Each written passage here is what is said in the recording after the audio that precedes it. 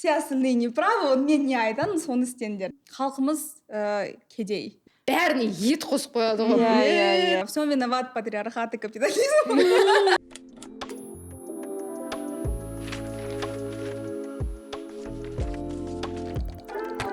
Бізде бүгін қонақта Айгерім. Айгерімді біздер көптен келуіне күтіп отырдық тоже. Ол врач, өзі туралы тағы айтып шығады. Бірақ біз Айгеріммен тағы да более глубоко, тереңірек осы денсаулықтың мәселелерін, вегандық пен денсаулықтың мәселелерін талқылағымыз келген. Сол үшін Айгерімнің келгеніне өте қуаныштымыз. Әдеттегідей бізде Ақтұрғын бар, мен Фатихамын. Мен проблематикті иттермен. Иә. Біздер проблематикті иттермен былай қосып, кішкене өсек қосып отырамыз арасында. Айгерім, бірінші сұрағымды қойғым келіп тұр. Кішкене өзің туралы айтып берсең, сосын осы мамандығың туралы, қалай осы мамандыққа басынан бастап келдің, сол туралы бәрін. Біріншіден, мені сол подкастқа шақыруыңызға көп рахмет айтам, иә. Мен Айгерім, мен Алматы қаласынанмын, дәрігермін, эндокринологпын. Егер сіз эндокринолог білмесеңіз, ол гормон ретінде мәселелерді шешеді. То есть щитовидка, қалқанша безі, диабет, сондай мәселелерді. Мен балаларды, мен ересектерді қабылдаймын. Жалпы жұмыс стажым қазір 5 жылға келді. Мен 10 жыл оқыдым. Жоқ, 9 жыл оқыдым. Және эндокринолог қалай болғанымы білмеймін, енді 7-ші курсты біткенде сол как раз специальность таңдау келді, уақыты. И мен сол кезде білмедім, не таңдау керек. Бірақ енді өз мінезіме қарай эндокринологиямды таңдадым. Өткені сол больницаға барып, сол дежурство қалып, соған маған керек емес. Поэтому мен сол обычно приемға барып, нормально, спокойно отыруға, маған сол керек болды. Сондықтан мен эндокринологияды таңдадым, бірақ сосын не пожалела, потому что маған сол как раз эндокринология өте ұнайды. Потому что организмді көп жақтан қарайды, тек қана бір ауруды сол дәрін іш болды, бәрін шешеміз. Жалпы денсаулықты біз қараймыз, и соған маған ол өте ұнайды. Менде эндокринология туралы тағы сұрақ бар. Получается, витаминдер жетіп жатыр ма, жетпей жатыр ма, қалай тамақтанасыз, сондай жақтың бәрін, получается, эндокринология қарайды или? Бір жағынан, потому что ол үлкен раздел ғой, тек қана эндокринолог ретінде емес. Жалпы бізде Қазақстанда, басқа именно Центральная Азияда, сондай как бы бізде метод бар, То есть, мысалы, дәрігерге барамыз, мысалы, кардиолог тек қана жүректі емдейді, эндокринолог тек қана щитовидканы емдейді. Сондай мәселе как бы бар. Мысалы, батыста, Европада, Америкада, олар как мультидисциплинарный команда болады, То есть олар бір адамға бірнеше адам қарайды, и мысалы бірнеше кеңес береді, как консилиум ретінде, Поэтому мысалы тамақтануға, и эндокринолог қарау керек, бірақ әр дәрігер оны да білу керек, Потому что, адамдар келеді ғой, и ол тек қана, сенде мысалы кардиологқа келгенде, сенде жүрек ауырады, қазір дәрі іш, и бәрін там мәселені шешеді. Солай емес қой, потому что артериальный гипертензияны, неден басталады, қалай адам өмір сүреді, оның риск фактор бар ма, жоқ па, оған байланысты. Поэтому тек қана дәрі көмектеспейді, жалпы өмір сүруінді өзгерту керекпіз, И прям, тамақпен, ол уже диетологтар, нутрициологтар жұмыс жасайды. Поэтому, мысалы, мен уже если не справляюсь, мен сол как раз диетологтарға, нутрициологтарда уже адамды жіберемін. Бізде бір түрлі сияқты, мысалы, кардиолог бар да, и сенде проблема жүректе, и как будто жүрек андай бір вакуумда существует отдельно от тебя. Сосын қарайды, всегда бір түрлі болған, неге комплексті қарауға болмайды. Мысалы, кімдерді қалай пациенттерді анаған жібересің, мынаған жібересің, бір-біріне просто футбол етіп отырады да, и проблема көрінбейді. Сен өзіңнің тек отдельно, мысалы, бір жүрегіңді қарадың, сен миыңды қарадың, сен аяқты қарадың, и все деген сияқты да. Ол бір система ғой, типа адам деген. Всегда удивляло. сондай бір подходты. Жоқ, әрине әр маман өз мамандығын терең біледі. Мысалы, мен нейрохирург ретінде ешқандай кеңес айта алмаймын, потому что мысалы там опухоль болса, мен айтамын, ну там мен жақтан бәрін, например, айтам, но уже сосын бәрібір хирургқа, онкологқа барады, бірақ уже мен эндокринолог ретінде де кішкене кардиолог та, кішкене гематолог та, кішкене де липидолог уже болып кеттім, потому что пациент келгенде, мысалы, мен әрине мен айта аламын, ой, болды там, гематологқа бар, кардиологқа бар, там, гастроэнтерологқа бар, но может сол пациент, например, сол дәрігерге де жетпейді, или мысалы дәрігер, дұрыс кеңес бере алмайды, потому что бізде дәрігердің тоже деңгейі әртүрлі болуы мүмкін. Не так, что я сейчас очерняю своих коллег, но все равно енді бывает такие подходы у всех разные, и поэтому вот мен не білем, соны пациентке кеңес беремін. Мысалы, мен өзім, например, емдеймін, там запор болса тоже өзім емдеймін, потому что все равно, может быть, ол басқа дәрігерге барады, ол бат береді, ешқандай эффект болмайды, и все равно опять, например, мәселе қалады. Поэтому вот мен өзім не істей аламын, соны істеп жатырмын, и поэтому даже басқа мамандықтардың гайдлайн, протокол тоже оқимын, мысалы, и соны да не, например, именно пациентке тиімді, қауіпсіз болу үшін, мен оны оқимын, и, например, если думаю, что смогу, например, оны емдеймін. Түсінікті, рахмет. Вообще негізі осы тема қызық болып тұр, кішкене осы жерде болғым келіп тұр, чуть-чуть бір-екі сұрағым бар. Просто шынымен де жоқ, бат, ладно, енді қоя тұрайық, пока что может қоя тұрамыз, хотя тоже бат туралы қызық сұрақтар бар сияқты. Тұрғынның айтқанымен келіскім келеді, көп дәрігерлер бір орган вакуумда бар деп ойлайтын сияқты, жаңа біздің системаның ішінде. Сол себептен көптеген мәселелер шығатын сияқты, себебі мен білем, сол менің әжемнің өзін емдеген кезде жүрегі бар, диабеті бар, тағы бір денесі бар. Үлкен кісілерде сондай болады ғой, бір жасы бір 80-ге жақындағанда сондай болады. И сонда оған жүректің деген 5 түрлі дәрісін береді, сосын оған печень отырып қалады. Печень көтере алмайды. И сонда сен бір затты емдеп отырасың, ана жағынан деген, мына жағы деген кетіп жатады. Или мен өзімде мәселе, голеностоп ауырса, маған ортопедке бару керек. Мына жерім ауырса, невропатологқа баруым керек. Бірақ оның бәрі бір система, мен білем, бәрі бір-бірімен байланысқан. Бірақ екеуі бірге келіп, бірге соны шеше алмайды. И сосын мен жүремін, біресе мынаны емдейсің, біресе мынаны емдейсің деген сияқты. Сондай мәселелерді қалай шешуге болады деп ойлайсың?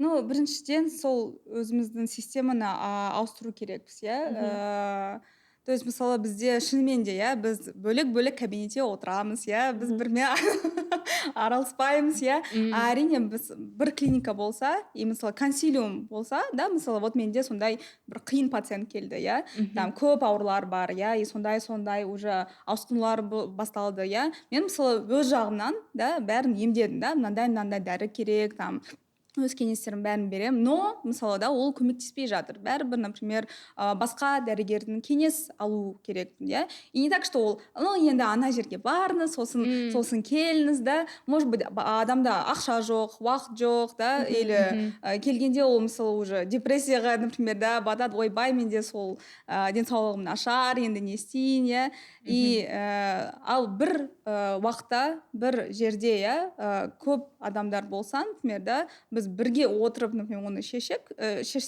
и уже адамға бір план берсек, вот мысалы, біз жағынан мынаны істейсіз, мына жағынан мынаны істейсіз, и сосын мысалы, 2 аптадан кейін келесіз, и уже контрольный осмотр болады, ол как бы жақсырақ, Бізде просто қазір, пока бәрі бастайын деп жатыр, все равно СССР-дан қалған, система әлі бар, бәрі дамып жатыр, но қазір и ол да өзгеріп жатыр, поэтому просто как будто уақыт керек.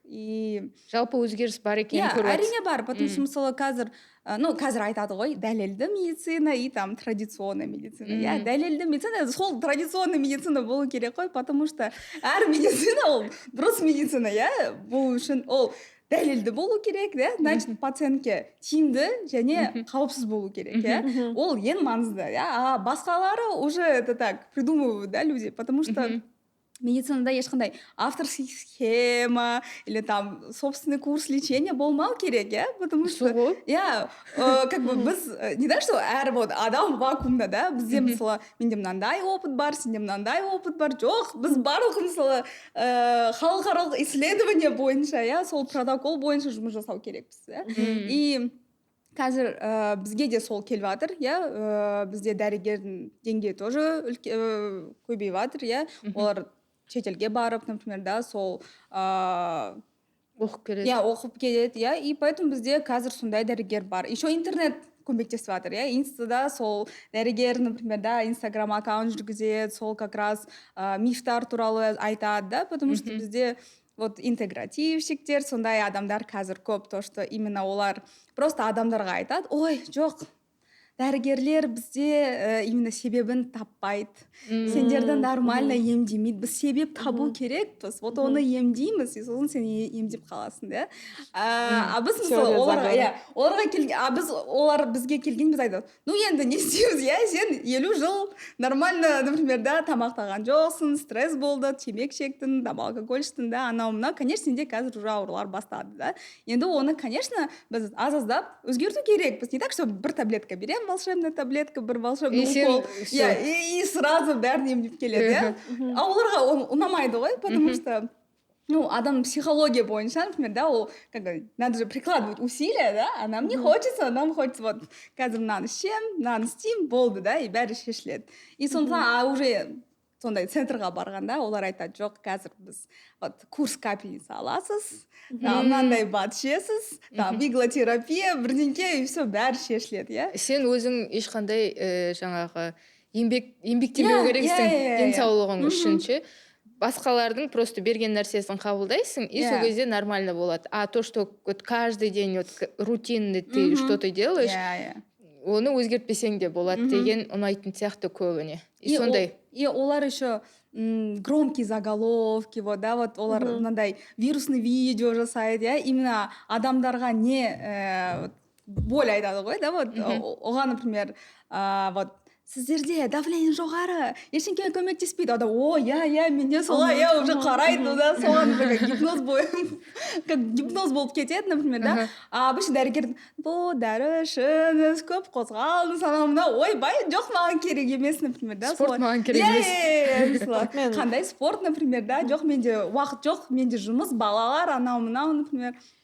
Вот, поэтому қазір все равно дамып жатыр, поэтому басқа центрдар, мысалы, да, ашылады именно сол комплексный подход, иә, то есть вот бірнеше дәрігерлер болады, вот олар как бы консилиум, например, да, жасайды, и мысалы бір центрға барсан, да, барлық дәрігерге сенуге болады, да, не так, что бір дәрігер солай айтады, а басқа дәрігер наоборот, ну, как бы бір-біріне қарсы иә, бір-біріне қарсы еді, иә. Вот, поэтому все равно бізде медицина қоғамда как общность болу керек. Не так, что вот мен ең ақылды отырамын, ой, жоқ, все остальные не правы, вот мен не айтамын, соны істеңдер, да. Солай айтуға болмайды ғой, иә. Бізде жалпы Қазақстанда дәрігерлер аз, егер солай қарасақ, иә, бізде жетпей ма? Иә, жетпей. Соған келтірейін деп мысалы, әрине үлкен қалаларда, вот Алматы, там Шымкент, Астанада әрине адамдар да көп, иә, и дәрігерлер де көп болады, да, и тегін да, и платно. А енді вот аудандарда, иә, вот кішкентай ауылдарда, кішкентай қалаларда вообще дәрігерлер жоқ, да, и кім бар, оған барады, например, да, оған сеніп, сол емді алады, например, да. А сол дәрігердің, может быть, уже долго он не обновлял свои знания, например, да, біз уже білмейміз ғой, например, да, может, уже 70-летняя какая-нибудь бабушка сидит, которая вот СССР-дан еще басталды, например, да, өз оқуын жұмысын, да, и әлі, например, отыр, например, да. И, конечно, это лучше, чем ничего, да, но все равно, как бы, бізде медицина, наука бәрін өзгеріп жатыр ғой, например, и біз сол бірге, например, уақытпен, иә, сол емін бәрін беру керекпіз. Мен қосқым келгенде жаңағы нені айттың ғой, осы дәрігерлердің аз деген теманы айттың, сосын екіншісі альтернативный жаңағыдай интегративный подход деген басқа медицинаның өсуі. Мен ойымша ол осы екеуі деген өте бір-біріне байланысты мәселелер. Вроде Қазақстанда медицина даже тапсыл США қарағанда, где платная медицина қолжетімдірек, бірақ бәрібір қол жетімсіз. Сен врачқа бару үшін қазір менің ойымша ол тек қана оңайырақ түріндегі мәселе емес, бірақ жаңағы интегративный медицинаға мен қазір шығып барсам, кап қазір мені врач қабылдайды да, ақшамды беремін әрине, бірақ кап қазір маған сразу лечениені жасап береді, анализдің бәрін алып алады, бәрін кап қазір істеп береді. Мемлекеттік врачқа барсаң, сен деген будний день сен уақыт табуың керек, а сен будний день жұмыста жүресің. Сен жұмыстан шығуың керек каким-то образом, ол врачқа, а сені жұмыстан жібермейді, сен өлейін деп жатқан болсаң. А сен өлейін деп жатқан болсаң, қалай сен ол врачқа бара аласың? Сол жүйелік мәселе. Біздер мемлекеттік вообще врачтарға түсе алмаймыз, ол жаңағы капиталистік проблема, себебі біздерге тек қана 2 күн демалыс береді, сол 2 күн демалысқа бәрін тығып алуымыз керек. А сен суббота врачқа вообще попробуй. Қандай очередь бар ол жерде, қанша адам оны күтіп жатыр. Және сен қайтадан бір врачқа барасың, ол сені екінші врачқа жібереді. Екінші врачқа енді сен тағы бір апта жүресің екінші врачқа. бір айдан кейін. Сонда сен айлап, сен бір мәселеңді шеше алмай бүйтіп жүресің. Сол себептен мен ойлаймын, осы интегративтік медицинаның өсуінің мәселесі сондай деп. Проблемасы системада деп ойлайсың, иә, что доказательный медицинамен айналысатын дәрігерлер жетіспейді. Сосын олардың услугасы ма, не деп айтады, несі отыратын жерлері, қол жетімсіз болуы мүмкін көп адамдарға. Сол үшін мынандай әртүрлі басқа медициналар, традиционный медицина дамып, қалай вирусный болып кетеді. Соның үстіне, например, ладно, доказательный медицина жағынан да частный клиникалар бар ғой, негізінен да частный клиникаға бара аласың, бірақ оның өзінде сен деген 3-4 мүмкін врачқа баруың керек, себебі қазіргі классикалық не сондай ғой. Интегративщикқа барсаң, сен бір адамға барасың, ішінен жаңағы сен айтқандай волшебная пилюляны береді. А біздің капиталистік системада мен бір дәріні беріңдерші маған, бір системаны салып беріңдер, мен кетем жұмыс жасайын. Мен қайтадан неге тұруым керек, стройға тұруым керек, жұмыс жасап, осы системаға пайда келу үшін. Ол бірақ бүкіл әлемде сияқты меніңше. Ол тек қана Қазақстанда емес, негізі Қазақстанда жаңа айтып кеткеніңдей медицина шынымен де қол жетімдірек сияқты. Барлық қоғамдарда сол мәселе бар. Не так, что вот все ақшыда, Европада бәрі керемет, например, да. Оларға да сол зарплата жетпейді, оларға, например, сменаларда өзі ұзақ болады, например, да. Оларға да адам, например, жетпейді, да. Мысалы, қазір Германияда біз ойлаймыз, ойбай, Германияда вообще бәрі керемет болу керек, Германияда да дәрігерлер жетпейді. Олар бәрі ақшаға кетеді, потому что ана жерде оларға зарплата аз төлейді. Оларға зарплата, наоборот, олар ақшада ұнайды, И потом бізде Германияға, наоборот, біз жақтан келеді, потому что оларға кішкене ыңғайырақ, и олар келгенде, ойбай, зарплата 5000 евро, вау. И бізде солай дейсің ғой, мынау Германияда келген врач, и все. Там толпы вот этих вот пациентов. Конечно, бізде шынымен де оңайырақ, баруға, потому что бізде клиникалар толық, әр, не знаю, на каждом углу, бізде либо аптека, либо клиника все равно бар, да? Бар. И бізге ешқандай направление керек емес, очередь керек емес. Мысалы, да, егер, мемлекеттік болмаса, да, сен просто бара аласың, да, мысалы ақшыда сондай жоқ, например, да, все равно саған направление жолдама керек, сен просто так бара алмайсың, страховка керек, анау, да, то есть оларда қиындырақ көп те. Өзінің проблемаларымыз бар, проблемалар бар. Бірақ ана ОСМС системасы сізге қалай ұнай ма, нормально ма? Жалпы ол жақсы система, потому что медицина жалпы өте қымбат, потому что дәрілер өте қымбат, инструмент, обучение, бәрі қымбат, просто жалпы адам оны бәрін көрмейді, мысалы бір операция 300 000 тұрады, потому что оған барлық медперсоналың да жалақы, например, да, кіреді, больницаның там, не знаю, қызметтері кіреді, барлық инструмент, дәрілер, анау-мынау. И то ол өте қымбат емес, 300 000, да, мысалы там ақшыда сол дәл операция, может быть, $20 000 тұрады, да, и ол бәрі қазір ОСМС бойынша, мысалы, төленеді, да, и бізде адамдар, ой, мен ОСМС төлеймін, маған, поэтому қазір прям дәрігерге кіру керекпін, да, но бізде біріншіден дәрігерлер аз, то есть, мысалы, бір поликлиникада там 50 мыңға бір дәрігер, например, отыру керек, иә. Қандай бір дәрігер 50 мың адамды, например, қабылдай алады, иә. И сол дәрігерде мысалы графикда аз болуы мүмкін, потому что просто поликлиникада ставка болмау мүмкін, да. И поэтому очередь болады, например, да. Сосын выгорание болады, например, да. То есть пациент келгенде, ойбай, сондай пациент уже 40, например, күнде болады, да, и что-то пропустить можно. Конечно, это все человеческий фактор, да. И ОСМС қалай мысалы көмектеседі, да? Мысалы сен өзің зарплатадан сол ақшаны төлейсің, иә. Это егер сенімен бірдеңке болып қалса, сен емханаға, ауруханаға барсаң, иә, саған бәрі тегін беріледі, иә. Бірақ адамдар көп қой, например, да, сенімен ештеңке болмайды. Бірақ бізде зейнеткерлер бар, иә, декретте отыратын әйелдер, иә, студенттер, балалар жалпы, иә. Олар мысалы төлемейді ғой, и сол барлығы сол ақшадан төленеді, потому что мемлекетте все равно ақша как бы тоже ограничено, да, то есть бізде тем более білеміз ғой ақша қайда кетеді, иә. Да, конечно. Вот, поэтому мысалы даже бізде Қазақстанда, егер мысалы біз Центральная Азияға қарасақ, у нас самое лучшее обеспечение. Бізде мысалы көп дәрілер тегін беріледі, иә. Мысалы учетта тұрсаңыз, сізде прям көп дәрілер, и даже онкология, там сирек кездесетін ауруларға бәрі беріледі. Ну, может быть, не всегда, не сразу, может, там все равно кішкене жетпей қалып жатады, иә. Әрине, но все равно беріледі, иә. А мысалы вот біздің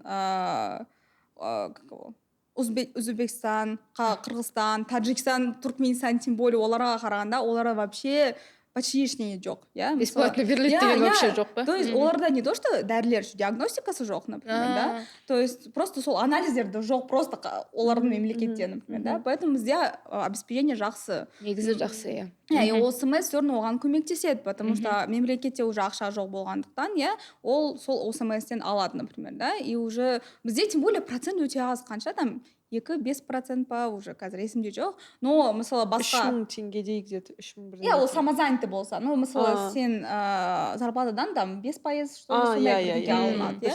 Вот. И басқа ерлерге қарасақ, оларда вообще өте көп, например, сол страховка тұрады, и все, ничего, никто там не жалуется, да, поэтому просто он... Иә, маған да жақсы сияқты ол система. Просто бізде не жетпейді, это еще менеджмент здравоохранения, вот этого нам не хватает. То есть жақсы именно менеджер, организаторский, иә, потому что көбінесе министрлікте, иә, оларда дәрігерлер емес. То есть олар не ішінде бар, например, оны түсінбейді, например, да, қалай вообще медицина жұмыс жасайды, например, да. И поэтому оларға нет эффективный, как бы, например, да, мынаны дәрі аламыз, потому что ол как бы арзандай, иә, а мынаны алмаймыз, потому что ол қымбат, например, да. Но олар түсінбейді, что мынау дәрі уже нормально как бы көмектеспейді, например, да, уже по новым протоколам, например, уже мынау дәрі керек, например, да. А олар айтады, ой, жоқ, бізде ақша жоқ, давайте мынаны алайық, да. И вот поэтому бізде сол менеджмент, например, жетпейді, да. И он дамыған соң уже как бы и система тоже дамиды. Сосын мен естідім, Дамумед деген приложение шықты, и сояқта барлық сен тапсырған анализдерің ба, барлығы бір жерде тұрады деген сияқты. Сол системада жақсы сияқты. Онлайн запись жасап қоюға болады. Жалпы өзгерістерді білмеймін, мен өзім қатты байқап жатырмын. Жақсы жағына қарай кішкене өзгерістер деп ойлап жүрмін. Білмеймін, әлі ештеңе қолданып көрген жоқпын, бірақ сонда да маған жақсы сияқты болып көрінеді. Жалпы слухқа хотя бы. Қазақстанда вообще цифровизация жақсы жұмыс жасап жатыр. То есть бізде все равно ЕГОВ бойынша біз көп, например, да, істей аламыз. То есть барлық справкаларды алуға, да, там учетқа там тұрғызуда, барлық сол мемлекеттік мәселелерді шешуге болады, иә. Именно бәрі онлайн, не так что вот там соңға барасың, 5 сағат отырасың, например, да, бәрін онлайн істеуге болады, да. И сол медицинада сол жақсы, потому что бәрі онлайн болса, да, бір системада, да. Иә, бір система тұрса. Вот мысалы адам, да, Ақтөбеден келсе, например, да, бірақ барлық ақпарат Дамумед или басқа системада болса, да, Алматыдағы дәрігер оның бәрін қарай алады, например, да. А то көбінесе науқастар білмейді ғой, қандай диагноз болды, қандай дәрі ішті. Соны айтамын. А так уже бәрі записі бойынша болады, например, да, там барлық обследование бәрін көре аламыз, и уже побыстрее можно лечить, да, не опять заново весь анамнез собирать, да, не болды, не қалды, қандай дәрі ішті, анау-мынау. Иә, сол үшін жақсы сияқты. Иә, поэтому цифровизация ол жақсы, иә, все равно ол көмектеседі бізге. Менің ойымша бір затты осы жерде подчеркнуть етіп кету керек.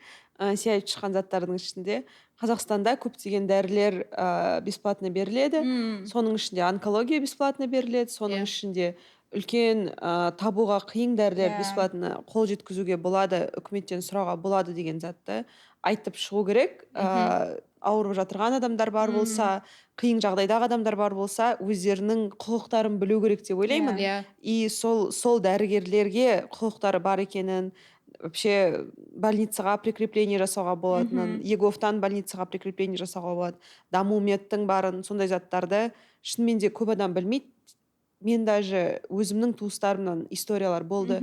Алматыдан емделгендер, онкологиядан емделгендер сатты оларға сол дәрілерді. Врачтар сол дәрілерді сатады. Барлығы или емес, операцияны платно жасайды. Операцияны платно жасайды. Саған дұрыстап жасап беру үшін саған 10 мың теңге бер деген. 10 мың енді условно да. Просто айтып жатсың. Бірақ оның бәрі негізі жаңағы ақысыз деген. Әрине ол да бар, потому что бізде, шынымен де айтсақ, мемлекеттік ауруханаларда зарплата өте кішкентай. Мен де мысалы мемлекеттік ауруханада жұмыс жасаймын. Өз зарплатымды айта алмайын. Шынымен де ұяламын, потому что ана жерде просто благотворительность ретінде как жұмыс жасаймын. Ақша табуға үшін емес, потому что опыт аламын, балаларға көмектесемін, сондықтан сол жерде жұмыс жасап жатырмын. Но, конечно, мотивация жоқ болмайды, егер тем более сенде отбасың болса, кредит болса, бізде көбінесе адамдарда кредит бар, просто бізде жалпы халқымыз кедей, солай айтсақ да болады. Үшінші выпуск уже кедейлік туралы. Жоқ, шынымен де, потому что, конечно, не в первую очередь, например, денсаулығы тұрады, біріншіден сол кредит жабу керек, тамақ алу керек, бір қана хотя бы киім алу керек, балаларға да мектепке, например, ақша керек, поэтому, конечно, денсаулық сосын келеді, уже в крайней степени уже реально өлетін кездерде келеді, например, конечно, сол кезде не істей аламыз, например, дәрігерлер де, олар обычно адамдар ғой, оларда да сол кредит бар. Қазақстанда өмір сүріп жатыр, тоже кедей. Поэтому оларға, например, ақша керек. Но это не то, что я как бы айтамын, коррупция жақсы нәрсе емес, әрине. Но сондай да дәрігерді мен, например, түсінемін, Поэтому ол жалпы действительно система бойынша, например, во всем виноват патриархат и капитализм. Все, главный вывод. Можно закрывать все. Да. Жоқ, дәрігерлердің аз болғаны және дәрігерлерге аз ақша төленгені және олардың жаңағыдай жүйелік түрде сол мәселенің туылатын, сол себептен бізде халық ретінде денсаулығымыз нашар болғаны сол өте үлкен мәселе сияқты. Шынымен де мен сонымен келісемін. Еще мен бір нәрсені айтқым келеді, что қазір капиталистік жүйеде даже дәрігерлерге бір көзқарас, дәрігер емес, сені бір емдейтін, саған бір міндетті услуга көрсетіп жатқан адам емес, ол сенің жаңа врачың, денсаулық саған керек екені түсіне бермейтін сияқты, сен андай капиталистік көзқараспен қарайсың да, типа клиент всегда прав деген сияқты бір сондаймен қарайсың да, и саған как будто мына алдында отырған адам өзінің бір услугасын сатып отқан адам сияқты болып көрінеді да, дәрігер емес. Сол капиталистік системаның главный проблемасы сияқты и врачтарға сондай бір көзқарас, что олар жаңағы өзінің услугасын сататын адамдар сияқты, а врач емес. Денсаулық саған керек екені, андай бір барлығының басында тұра бермейтін нәрсе сияқты да. Просто мен тредсте көп оқимын, что дәрігерлерді даже арасында дәрігерлерге қол көтеру фактілері көп. Потому что олар просто айтып жатыр да, типа, мына дәрі саған көмектеспейді, сен өзің жұмыс жасау керексің деген сияқты. Біз сізге қазір қалай енді бүкіл проблемаңызды шешіп бере алмаймыз дәл деген сияқты сондай заттарды естіген кезде адамдарға қатты ұнамай агрессия көрсету нелерін, қалай енді кейстерін ба көп естідім да. Сол қорқынышты даже әйел адамдар мысалы вызовқа жаңа скорыймен барған кезде қорқынышты сияқты кімнің үйіне баратыр қазір, қандай жағдайға түседі, пациенті агрессивный ма, агрессивный емес па, оған қазір бірден айтып қалсам өзімді қауіпсіз сезіне аламын ба деген сияқты, білмеймін, қиын жағдай сияқты. Көп врачтар жаңа ұрып атады, сондайлар көп сияқты. Ол барлығы сол жаңағы капиталистік көзқарастың кесірінен деп ойлаймын да. Мен келісем, өйткені жалпы құрмет жоқ адамдардың арасында, иә, не то что вот мен дәрігермін, сен мені құрметті керексің, иә, просто бір бірімізге, иә, құрмет беру керекпіз, иә, мысалы әрине біз науқастарға, например, да, не можем что вот грубить, например, да, олар даже агрессивно келгенде ай жарайды солай, например, отыру керекпіз, иә, потому что олар, например, сол агрессия одан да көп болуы мүмкін, например, тем более мемлекет ауруханаларда олар келеді ғой, вы мне все обязаны, я же ОСМС плачу, это любимая фраза, да, например. И бәрібір отырасың, конечно, олар еще ауырады, аурулары бар ғой, конечно, ол, например, оларды мазалайды, например, да, может быть, уже көп дәрігерді, например, да, көрді, иә, ешқандай, например, ем алған жоқ, например, да, поэтому, например, уже келеді, ойбай, опять там непонятно что-то назначить, например, да, солай оймен келеді, например. И поэтому біз, конечно, ақырындап, например, сөйлеу керекпіз, да, но біз де адам ғой, например, да, просто бізге, например, коммуникативный навык, например, керек, да, біз просто так отыра алмаймыз, например, да, олар бізге агрессия айтса, біз, например, агрессия ретінде, например, да, жауап бере алмаймыз, иә, ну, это просто непрофессионально, иә, бізді дәрігерлерді как просто услугодатель, например, қарайды, например, да, бірақ жауапкершілік, иә, өзінің денсаулығына, ол адамның қолында, иә, біз әрине как бы инструмент береміз, да, солай істейміз, кеңес береміз, иә, бірақ біз бір команда сияқты жұмыс жасау керекпіз, иә, мысалы біз рекомендация береміз, адам соны, например, істеу керек, иә, істегенде эффект болады, например, да, солай істемесек болмайды, иә, істемесек болмайды, енді қандай, например, да, бізге сұрақ болады сол кездерде, иә. Сендер айтып отырғандарыңның ішінде тағы бір маңызды зат бар сияқты, ол жаңағы дәрігерді біртүрлі барлық проблеманы шешіп беретін, сенің денсаулығыңды бүйтіп дұрыстап беретін адам деп ойлайтын сияқты, жаңағы услуга сияқты. Және сол денсаулық деген ол жаңағы айттың ғой, сенің қолыңдағы зат емес, дәрігердің қолындағы, саған бір дәрігер қалтасынан шығарады, денсаулықты беріп беретін зат сияқты болып көрінетін сияқты, иә. И бізге мен ағартушылық деген сөз маған ұнамайды. Маған да. Иә, бірақ осы жерде вот education-да кішкене үйрету жағы жетпей тұрған сияқты, именно менеджмент, что адамның денсаулығы өз қолында, ол үшін жаңағы системалық түрде, во-первых, жұмысты азайту керек адамдардың, қанша біз 5 күн жұмыс жасаймыз, это слишком много. 6 күн даже. Да, 6 күн, дәрігерлердің өздері 6 күн жұмыс жасайды, вообще нереально, да. Во-первых, жұмысты азайту керек, жүйелік түрде бізде жұмысымыз аз болса, соның өзінде біз просто денеміз демалуға уақыты болады. Тамақтануымыз, тамаққа деген жаңағы ақшамызды көбейту керек, да, например. Зарплата мен пока вегандық жағынан сөйлеп отырған жоқпын, жаңағы ақшамыз болса, тамаққа ақшамыз болса, және ағартушылық деген сөзім ол, что сенің денсаулығың ол дәрігер беретін зат емес, сен өзіңде бар зат, просто сен соны сақтап білуің керек, жаңағы антиваксерлар қанша көп, тамақтардың қайсысы дұрыс емес, жаңағы ет жейтін адамдар көп деген сияқты да, ұстап кетейік осы теманы. Сол сияқты кішкене дұрыс тамақтанып үйрете алсақ, қалай өмір сүру керек екенін үйрете алсақ, жаңағыдай. Именно медицина превентивная болған кезде, мүмкін бізде дәрігерлер, мүмкін даже бізге одан да көп дәрігер керек емес шығар, мүмкін біздерге жүйені ауыстырсақ, осы сізде, например, қазіргі, например, 50 мың адам келіп тұра ма, күніне там 10 адам келеді, қазір осы системалық түрде, жүйелік түрде өзгеріс болса, мүмкін сізге күніне 1 адам келеді, бірақ сіз таңертеңнен кешке дейін сол адаммен алысып и эффективно может көмектесе алар едіңіз. Сондай утопиялық ойым бар десеш. Сондай армандап кететінім бар. Иә, шынымен де бір медицинаның ең үлкен раздел, иә, ол профилактика, иә. То есть сол аурулардың алдын алу үшін, иә, как бы әрекеттер, иә. Не так, что вот уже адам келеді, все, біз қазір, о, классно, қазір тағы да маған пациент келді, ақша алам, например, да, оны емдеймін, жоқ, наоборот. Біздің ең үлкен мақсатымыз, иә, как раз сол біздің халықаралық, иә, еліміздің жалпы денсаулықты сақтау үшін, иә. Потому что бізде көп созылмалы аурулар болса, да, олар все равно адамға әсер береді ғой, иә, уже, например, дұрыс, иә, жұмыс жасамайды, ну, как раз капиталист ретінде, иә, уже, значит, жұмыс жасамайды, налог, например, төленбейді, значит, уже нормально, например, бізде как рабочая единица болмайды, например, да, поэтому жалпы, как бы, қоғамға, иә, именно денсаулығы жақсы адамдар керек, иә, бірақ бізде, что жалпы условия жизни не очень, да, сол денсаулық, конечно, например, азаяды, да. Поэтому вот как раз шынымен де дұрыс, иә, бізде сол профилактика, алдын алу үшін уже мектептен, даже садиктен бастау керек, иә. То есть қалай тамақтану керекпіз, да, не істеу керек, чтобы тісімізді қалай жуу иә, чтобы сау болу үшін, например, да, не істеу керек. Не так, что вот уже пока жас кезінде болғанда, ешқандай денсаулық сияқты мәселелер ойламайсың, жүре бересің, например, да. Сосын уже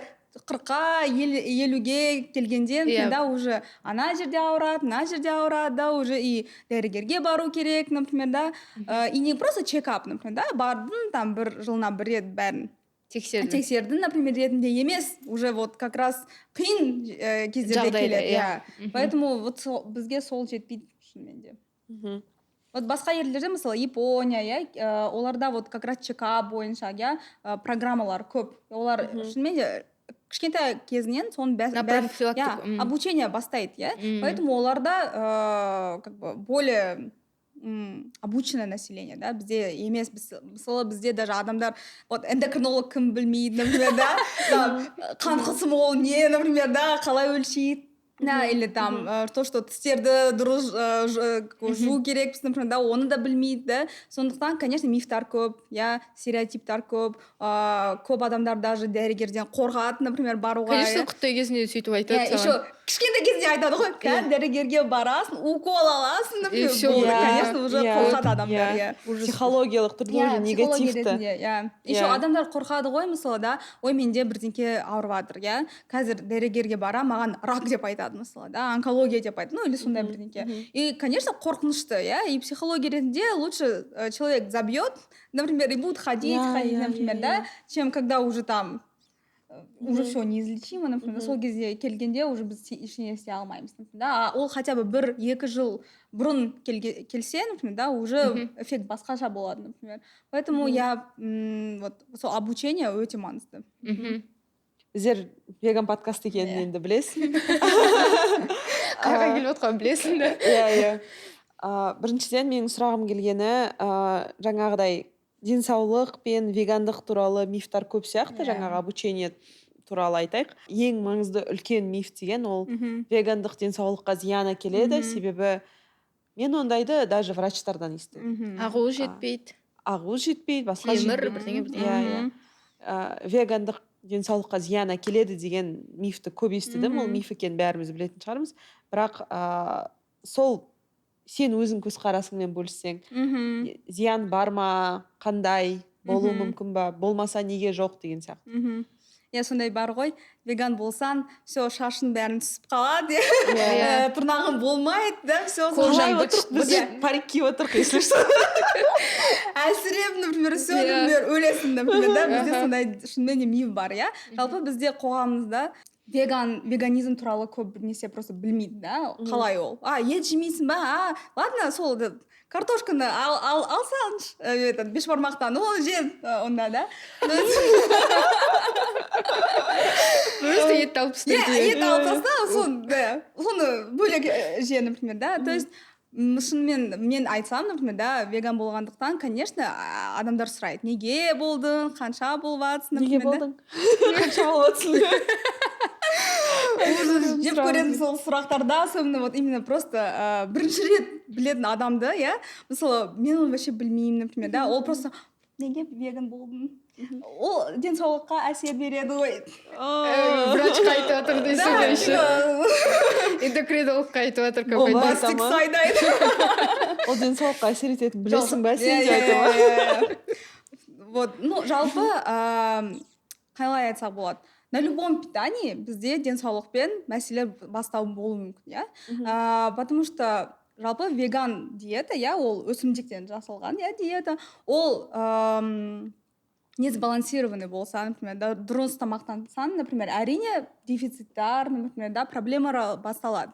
Бірақ егер бәрі, например, дұрыс болса, например, да, барлық там ақуыздар, там көмірсулар, майлар, витаминдер бәрін дұрыстап жесең, ешқандай зиян болмайды, мысалы бізде вот айттым ғой бізде халықаралық медициналық қоғамдар бар, иә, олар бізге вот гайдлайн шығарады, например, айтады, да, вот бізде мынандай исследование болды, біз шығардық, что вот мынау дұрыс емес, например, да, солай емдеу керекпіз, вот, и олар мысалы тамақтану туралы кеңес береді, да, иә, айтады, что көбінесе именно вот омнивордық, иә, то есть ет, сол жануарлардан келетін тамақтар, иә, олар пайдалы деп ешқандай солай қоғам айтпайды, иә.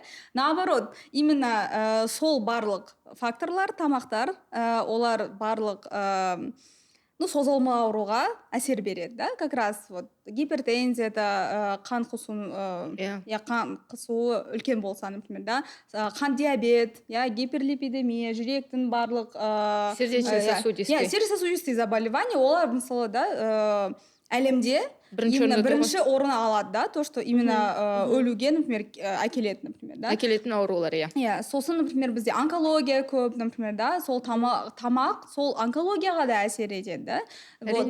Сондықтан сол қоғамдар айтады, наоборот, сол барлық аурулар болса, хотя бы средиземноморская диета сақтау керек, иә. Средиземноморская диета это то, что етті азайту керек, көбінесе там балық жеу керек, көбінесе көкөністер, но хотя бы сол клетчатканы көбірек жеу керек, например, да. Там тұзды азайту керек, сол бәрі бар, да. Но олар еще вегандық диета тоже туралы жазады, что ол балансты бәрі бұл нормально болса, ол ешқандай адамға, ешқандай даже балаға да, там беременныйға, там сосын үлкен кісілерге ешқандай зиян келтірмейді, иә, поэтому вегандық диета. Иә, вегандық диета. Прям ол жазылған, да, бір қоғамда емес, барлық қоғамда сондай кеңес бар. Поэтому ешқандай зиян жоқ. Егер, просто оны так, любой ресерч жасау керекпіз ғой, например, да, любой образ жизни бастасақ, например, даже бег, да, олар, например, оқиды ғой, қалай, например, қандай киім алу керек, қандай кроссовка алу керек, да, қалай демалу керек, там сонда тренировкаға барады, например, да, ол бәрі как бы бір күнде келмейді ғой, сол и сол тамақтану туралы солай да, то есть мысалы мен өзім веган болғанда, мен бір күнде, например, да, веган болуын шештім. Бірақ сол кезде, мысалы, мен әлі студент болдым, например, да, қалай дұрыс тамақтану өзім білмедім, например, да, но как раз интернетке кіріп, сол барлық ресурстарды оқып, например, да, как раз білдім, да, поэтому жалпы, в общем, зиян жоқ. Бүкіл затқа келер алдында сен жаңа ресерч жасайсың. Даже бір жаққа баратын болсаң да, бір кеш 2 сағат өткізетін болсаң да, ресерч жасайсың. Сондықтан да жаңа тамақтану туралы Айгерімнің айтып отқан нәрсесі, ресерч жасау керек, ресурстарды оқу керек. Және біз ол жерде не табамыз? Бүкіл медициналық халықаралық ұйымдар вегандықтың зияны жоқ екені айтады, жоқ екені туралы айтады. Содан кейін екінші мәселе, жаңа важный, созылмалы ауруларға ең қатты әсер ететін, ол как раз таки жануар текті тамақтар. Жаңағы қатты переработанный, жаңағы сосиска, колбаса деген сияқты тамақтар зиян келтіретінін міне екінші рет тағы айтып отыр врачтың өзі. Соны просто подчеркнуть еткім келеді. Сол туралы кішкене тағы сұрайын деп едім. Жаңағы еттің жүрек жүйесіне әсері туралы айттың, және еттің ракқа әсері туралы айттың. Сол туралы қалай механизм, неге солай әсер ететін механизм, қалай жұмыс жасайтынын кішкене түсіндіріп бере алатын болсаң. Жалпы, мысалы, жануардан келетін тағамдар, неге олар как бы пайдалы емес деп айтамыз, өйткені, мысалы, ет, даже майлы емес, суға пісірген ет, айтады ғой, канинадан оны жеу керекпіз, оның ішінде холестерин көп, холестерин ол май, то есть май жоғары болса қанда, ол уже как бы бляшка деп айтамыз, бляшка ол тамырдың ішінде как налет сияқты болады, например, сосын сол налет уже үлкен болса, уже бізде бляшка пайда болуы мүмкін, сол бляшка, например, кетіп қалса, ол тромбқа айналады, сол тромб мысалы уже тамыр бойынша, миға кетуі мүмкін, жүрекке кетуі мүмкін, басқа органға, сол кездерде уже инфаркт, инсульт,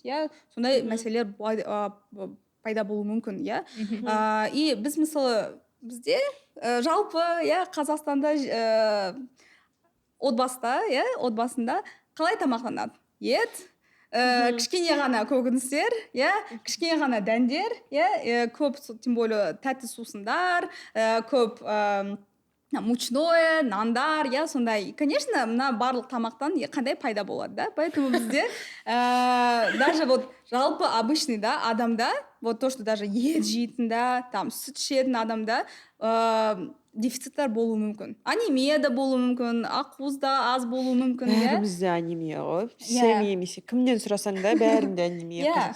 Ну, жалпы даже әйелдерде анемияның факторлары басқаша, бізде мысалы менструация бар, то есть бізде еще көп әйелдерде эндометриоз, миома, сондай, то есть сол жақтан мәселе болуы мүмкін, то есть кровотечение үлкен болуы мүмкін, а бізде кровотечение болса қан кетеді, а бізде қанда темір бар, значит темір кетеді, сондықтан бізде анемия бар, то есть ол бір фактордың түрі. Даже анемияның протокол қарасақ, ана жерде тамақтану өте маңызды, әрине, бірақ басқа факторлардың әсері көп, например, то есть влияние больше у других факторов, чем только у питания, егер мысалы даже жалпы даже веган адамдарда, олардың денсаулығы неге кішкене жақсырақ? Не потому что олар просто жақсы тамақтанады, и одан да бәрі жақсы болып жатыр. А потому что как раз ол ресерч жасайды, например, қалай тамақтану керек, енді не жеу керек, чтобы денсаулығың жақсы болу үшін, То есть не так, что ол тек қана бір капуста, картошка, помидор жейді, например, бізде сондай адамдар аз. Ешқандай адам сондай тамаққа тоймайды, и поэтому әрине кафеге барып, I'm sorry, мен просто переведу. Андай, веган бірдеңе барма дегенде, салат жеңіз дегенде, я думаю, өзің салат же. Вот честно, картошка фри. Өзің же, өзің картошка, нормальный тамақ берші. Вот, поэтому ол, наоборот, мен даже веган болғандықтан, мен қазір басқа мен отбасы адамдарға қарасам, мен питанием гораздо более разнообразное, чем оларға қарағанда, олар тек қана вот ет, там қамыр, лепешка, картоп, күріш жейді, болды, например, көкөністер тек қана қияр, помидор, болды, например, Ал мен, например, 8 жыл бұрын, например, веган болдым. Сол кезде саңырау құлақ жей бастадым, брокколи, бұрыш, сондай тамақтарды неше түрлі дәнді дақыл.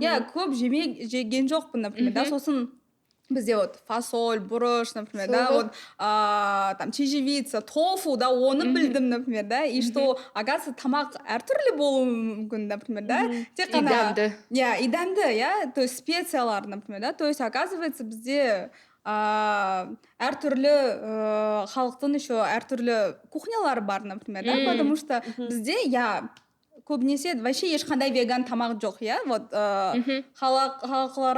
халықаралық бізде тек қана жент бар, талқан бар, болды, өсімдіктен жасалған, басқа ештеңе жоқ.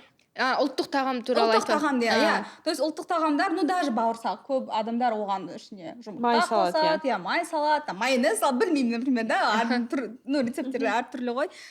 И бізде мысалы ұлттық тағамдардың ешқандай веган тамақ жоқ, например, а басқа ерлерге қарасақ, оларда, например, просто вот обычный тамақта, сол ешқандай как бы фалафель, хумус. То есть басқа даже вот грузин жақтан, например, басқа Азия, Мексиканың кухнясы қатты ұнайды. И именно қалай Шығыс Азияның тамақтары вообще, например, оларда көбінесе как раз көкөністер бар. И обычный адам сол көкөністерді нормально жейді. А бізде, ойбай, не мынау брокколи, мен сондай жемеймін деп айтады ғой, например.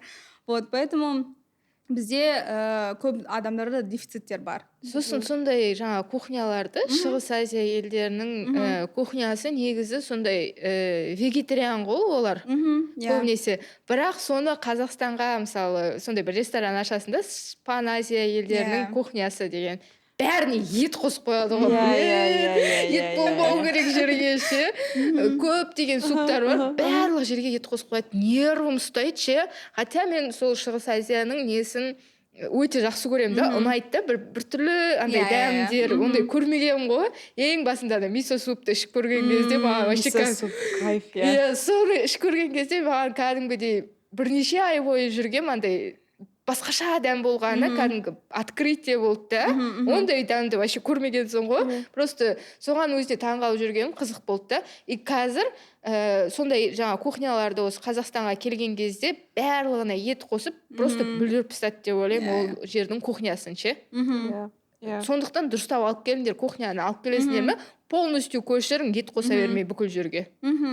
Жалпы веганизм как бы ол тек қана батыстан келген как бы мәселе емес, ол вот как раз Шығыс Азияда, Үндістанда мысалы да, оларда как раз вегетарианецтар көп қой, конечно, олар религия жағынан, например, да, но все равно сондай как бы оларда көп, например, өмір салты уже қалыптасқан. Өмір салты сондай бар, например, да, олар солай саған қарамайды, например, не жеп жатсың, тофу, не мынау, ол как бы обычная еда, да, поэтому просто, ну, так сложилось, да, бізде ұлттық тағамдар сондай. И, конечно, как бы сложно обвинять наших людей, но қазіргі заманда, біз тамақты қайдан аламыз, не так, что біз жайлауда барамыз, бізде уже супермаркеттер бар, базарлар бар, әртүрлі тамақтар бар, и как бы ол уже әр адамның выбор, например, да, таңдауға келеді. Ол өзі таңдайды, например, да, мен қандай тамақ жеймін, мынандай ма, как пайдалы емес па, или пайдасы жоқ, бар, например, тамағы,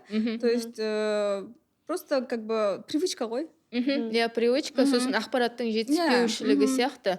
Осы ғылыми, мысалы, зерттеулер, өзіңіз айтып отырсыз ғой, медициналық халықаралық ұйымдардың өзі айтады. Жаңағы жануар текті тағамдар әсер етеді, жаңағы созылмалы хронический ауруларға қатты әсерін береді. Даже соның өзін біле тұра, неге білмеймін енді, көп дәрігерлер, енді сіз жалғыз, білмеймін, мен білетін жалғыз веган дәрігер болып тұрсыз да қазір. Дәрігерлердің өзі айтады ғой, жаңа мысалы бізде ферритин жетіспеушілігі бар. Врачқа барсаң анемия деген проблема. Меніңше даже оны халық арасында анемияны даже проблема көрмейді. Ол настолько норма болып кеткен, что анемиямен жүру, оны даже проблема көрмейді, оны даже емдеуге тырыспайтын да сияқты. Бірақ сен даже сөйтіп баратын болсаң, проблема көріп бардым да, мен ферритинім жетпейді, анауым жетпейді, анемия болып тұр, маған давайте план лечения сделайте. И даже врачтар айтады да саған, типа, ет же, қызыл ет же просто, бар да жылқыны өлтіріп сойып жей сал. Нормально болып кетесің. Или ту дейді. Вот неге солай айтады? Оларға ғылыми зерттеулер жетпей қалды ма, или протоколдар жетпей қалды ма, что с ними не так десең бе? Ну, бәрі сол университеттен басталады ғой, бізде университетте все равно сол СССР-дан қалған программалар әлі қалған, бізде профессорлар, ол сол баяғы программамен бізді, например, үйретеді, бізде даже, мен оқыған кезде, бізде даже кітаптар өте как бы ескі болды, то есть не так, что современный протокол лечения, там мынандай просто. Сондай емес, вот мынау саған анатомия, там физиология, ладно, анатомия все равно өзгермейді, но именно емдейтін кезде, все равно жаңа ғылыми, например, информация, ақпаратты алу керекпіз ғой, а бізде солай вообще айтпайды. Бізде вообще профилактика ретінде көп сабақ болған жоқ, то есть именно қалай емде, вот уже ауру болғанда оны қалай емдейміз, например, да, біз оны сол туралы көп айтады. Фокус сол жерде. Фокус сол жерде, а вот профилактика там на последнем месте, почитайте там, вот это делать надо и все. То есть бізде физкультурой там заниматься. Вот, и поэтому, конечно, еще бізде мысалы приемдар ұзақ, например, болмайды ғой, например, бір прием ауруханада 15-20 минут болады. Конечно, 15-20 минутта сен, например, қандай ақпарат бере аласың адамға, например, да? Сен хотя бы сол основной бересің, мынаны іш, вот хотя бы сол екі аптадан кейін келесің, например, да? Сол кезде көрейік. А, конечно, егер сенде көп уақыт болса, бір сағат хотя бы, да, как раз барлық сол мәселелерді сен, например, сұрап аласың, қалай тамағын не істейсің, например, да, уже сол кездерде оны шеше аласың, да. А уже профилактика ол как бы бөлек болу керек. Не так, что вот сен бірінші приемға келгенде, например, да, сразу профилактика туралы айтасың, то есть сен сначала вот адамды не мазалайды қазір шешесің, сосын уже постепенно иә басқаларды шешу керексің, иә. Потому что адамда фокус жоқ қой, оның қазір аяғы ауырып жатыр да, сен оған ой темекі шекпе там оған вообще таза ауада өмір сүр. оған вообще бәрібір қазір да, оның аяғы ауырып жатыр, иә.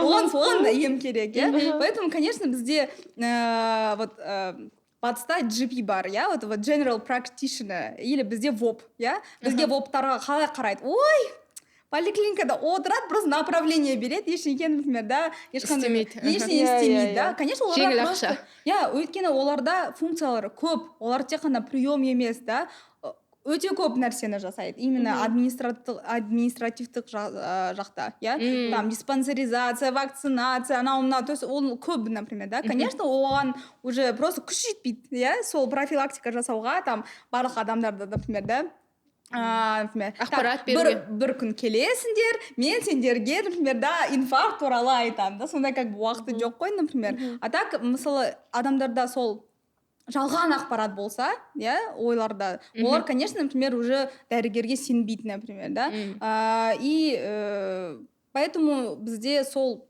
опять же, да, система өзгерту керек. Короче, ақпараттық жұмыс көбірек болу керек сияқты, плюс жаңа медицина енді өзгеріп жатыр, оны көріп жатырмыз да, неше түрлі зерттеулер жасайды, жаңа буын, осы врачтардың жаңа буыны, СССР емес, осы жаңа тәуелсіз Қазақстанда пайда болған врачтар уже протоколдары басқа, ойлары басқа, да.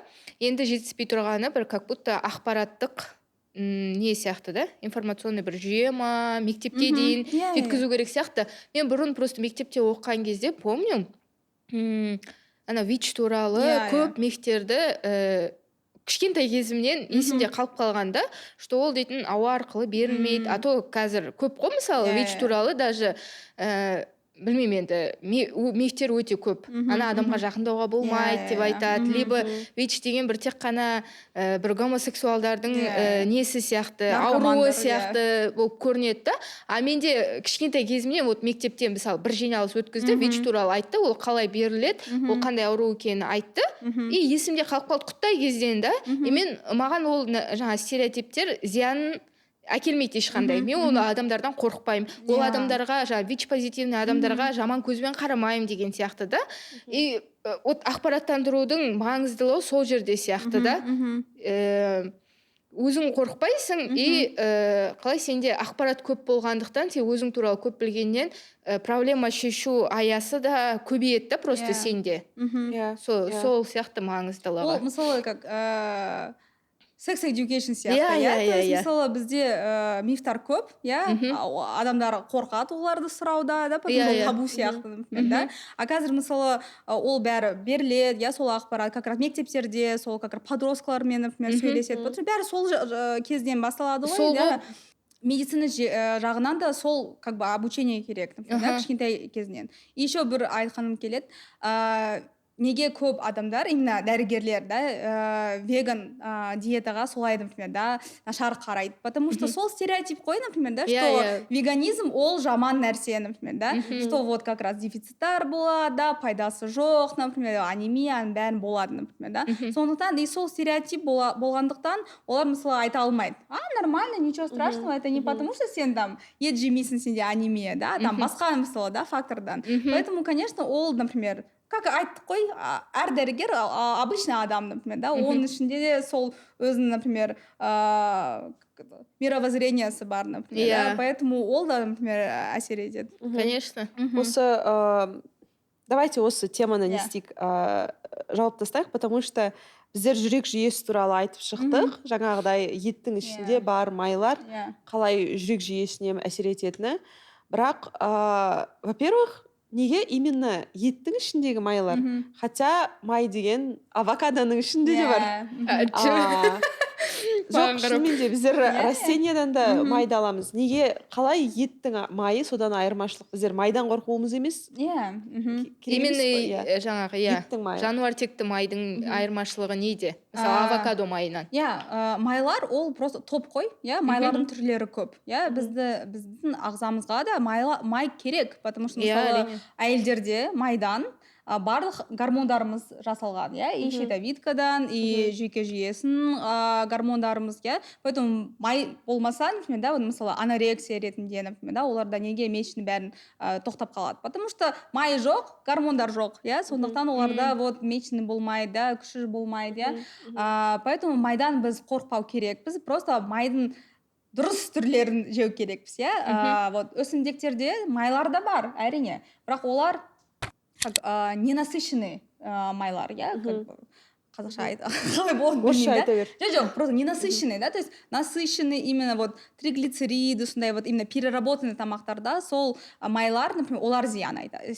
Насыщенный майлар зиян, да? Иә, насыщенный, а өсімдікте ненасыщенный, то есть олар ағзаға келгенде, иә, как бы наоборот, дұрыс әрекетпен кетеді, например, да, гормон істеу үшін. Дұрыс ниетпен келеді. Иә, олар мысалы келгенде олардан гормон жасалады, иә. А мысалы насыщенный май келгенде, иә, ол просто бляшка болып кетеді, например, да. Сондықтан, иә, поэтому біздің әр майдың өзінің функциясы бар, да. Поэтому егер мысалы тамақпен, иә, насыщенный майлар көп келсе, иә, сондықтан олар как раз вот сол зиян келтіреді. Сосын қандай тағы да, ну, тек қана етте емес, вот майлы сүт өнімдерде, да, мысалы вот сары май, там сол творог, сүт, например, да, бізде сол пайдалы деп айтады соны адамдар, сол да миф. Наоборот, оларда да сол насыщенный майлар көп, например, да. Сосын қандай тамақтарда да. Ну, то есть еще просто клетчаткасы аз, например, да. То есть вот көкөністер көбінесе жемейді, например, да. Тек қана иә, сол нәрселер. Иә, ну, ең көп ол сәбіз, сосын пияз, иә, то, что вот қуыратын етке қосатын, например, да, болды, или картоп, например, да, бізде басқа ешқандай көкөністер жемейді, да. Мен даже ну, пациенттер сұрасам, вот көкөністер жейсіңдер ма? Я банан жеймін, алма жеймін, даже білмейсің көкөніс қандай вообще тамақтар, иә. Көкөністердің қолжетімсіздігінің тоже мәселесі ол. Бір жағынан ағартушылық, бір жағынан жаңағы не. Бірақ тағы екінші сұрағым жаңағы, бірақ неге ол еще ракқа әсер етеді? Ну, жалпы, конечно, біз толық, например, да, неге онкология пайда болады, айта алмаймыз, потому что көп факторлы ауру, иә, и генетика әсер етеді, и қоғамдық факторлар әсер етеді, мысалы, экология қазір жақсы емес, иә, потому что бізде мысалы Алматыда ауа сапасы өзі керемет айта алмаймыз, иә, өте нашар. Сосын стресс, иә, сосын қалай тамақтанады, қалай ұйықтайды, например, да, ол бәрін әсер етеді, да. Но все равно сол исследование бойынша ол көрінген, иә, что именно өсімдік диета ұстайтын адамдарда сол барлық онкологияның проценті аздақ, иә. Неге? Ну, все равно как бы өз денсаулығына көп мән береді, например, да, чекап өтеді, например, да, сол тамағы да басқа болады, например, да, там, не знаю, типа осознанности выше, что? Ja, осознанности все равно выше, да, что мясо вызывает, ну, вкладывает большое влияние в развитие рака прямой кишки, да, то есть вот те, кто много ест мясо, у них выше риск, например, да, поэтому, например, те, кто не ест мясо, у них риски меньше, например, да, ну, это как с курением, да, например, да, темек шексен, сенде рак легких выше, например, процент, чем у тех, кто не курит, да, или там, егер алкоголь ішсең, алкоголь болса да, сен цирроз печени болуы мүмкін, да, то есть сондай модифицируемый факторы риска біз солай айтамыз, иә, олар біз оның әсерін білеміз, например, да, поэтому егер сен, мысалы, ет жемесең, как раз нескольких видов рака, например, да, он рискін азайтасың, например, да, вот сердечно-сосудистые заболевания, қан диабет, например, да, соның бәрін азайтасың. Классно же? Да. Плюсы одни, плюсы только.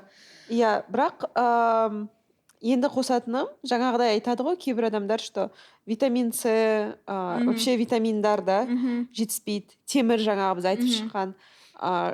Қалай біздер соны жеуіміз керек, чтобы бізге, потому что осындай миф бар да, ет жегенде жаңағы сен темірің көбейеді, бірақ чечевицада темір бар, бірақ саған ол не істелмейді, қорытылмайды деген сияқты. Незаменимые аминокислоты. Иә. Соны қалай қорыту үшін, қалай жеген дұрыс мүмкін? Қазіргі заманда мысалы да, қазір маркетинг жақсы жұмыс жасап жатыр, как раз ол интегративный медицина. Пропаганда. Баттар көп. Вот 20 баттарын ішесің, барлық витаминдерін аласың, потому что қазіргі тамақ дұрыс емес, там пестициды, барлығы тамақ там теплицада өседі, типа пайдасы жоқ, лучше сен бат іш, и бәрі нормально болады, да. А жалпы вот веган диетаны сақтасаң, тек қана бір витамин керек, то что B12. B12, біз оны именно добавкамен алу керекпіз. Неге? Потому что B12 ол бактерия жасайды, то есть даже ол етте де жоқ, сүт өнімдерінде жоқ, просто так, например, да, из-за того, что бізде мал, да, сол шөптер жейді ғой, шөптің ішінде как раз бактериясы бар, поэтому ол B12 алады, да, жерден. Көп малдарға қазір айтпақшы factory farmingта жасайтын малдарға оны уколмен салады. Уколмен салады, сосын оларға корм береді ғой, сол кормның ішінде уже B12 бар, да, поэтому как бы етте сол B12 бар, да, и то даже бізде ет жейтін адамдарда сол B12 дефициті бар, поэтому как бы не так, что сразу помогает, да, а так басқа барлық витаминдерді, минералды біз именно барлық тамақтан алуға болады. И это самый эффективный метод получения витаминов. Чем БАДы. Потому что БАД, во-первых, БАД ол дәрі емес, то есть ол ешқандай лицензия алмайды, ешқандай проверка болмайды, да, то есть біз точно айта алмаймыз, да, оның ішінде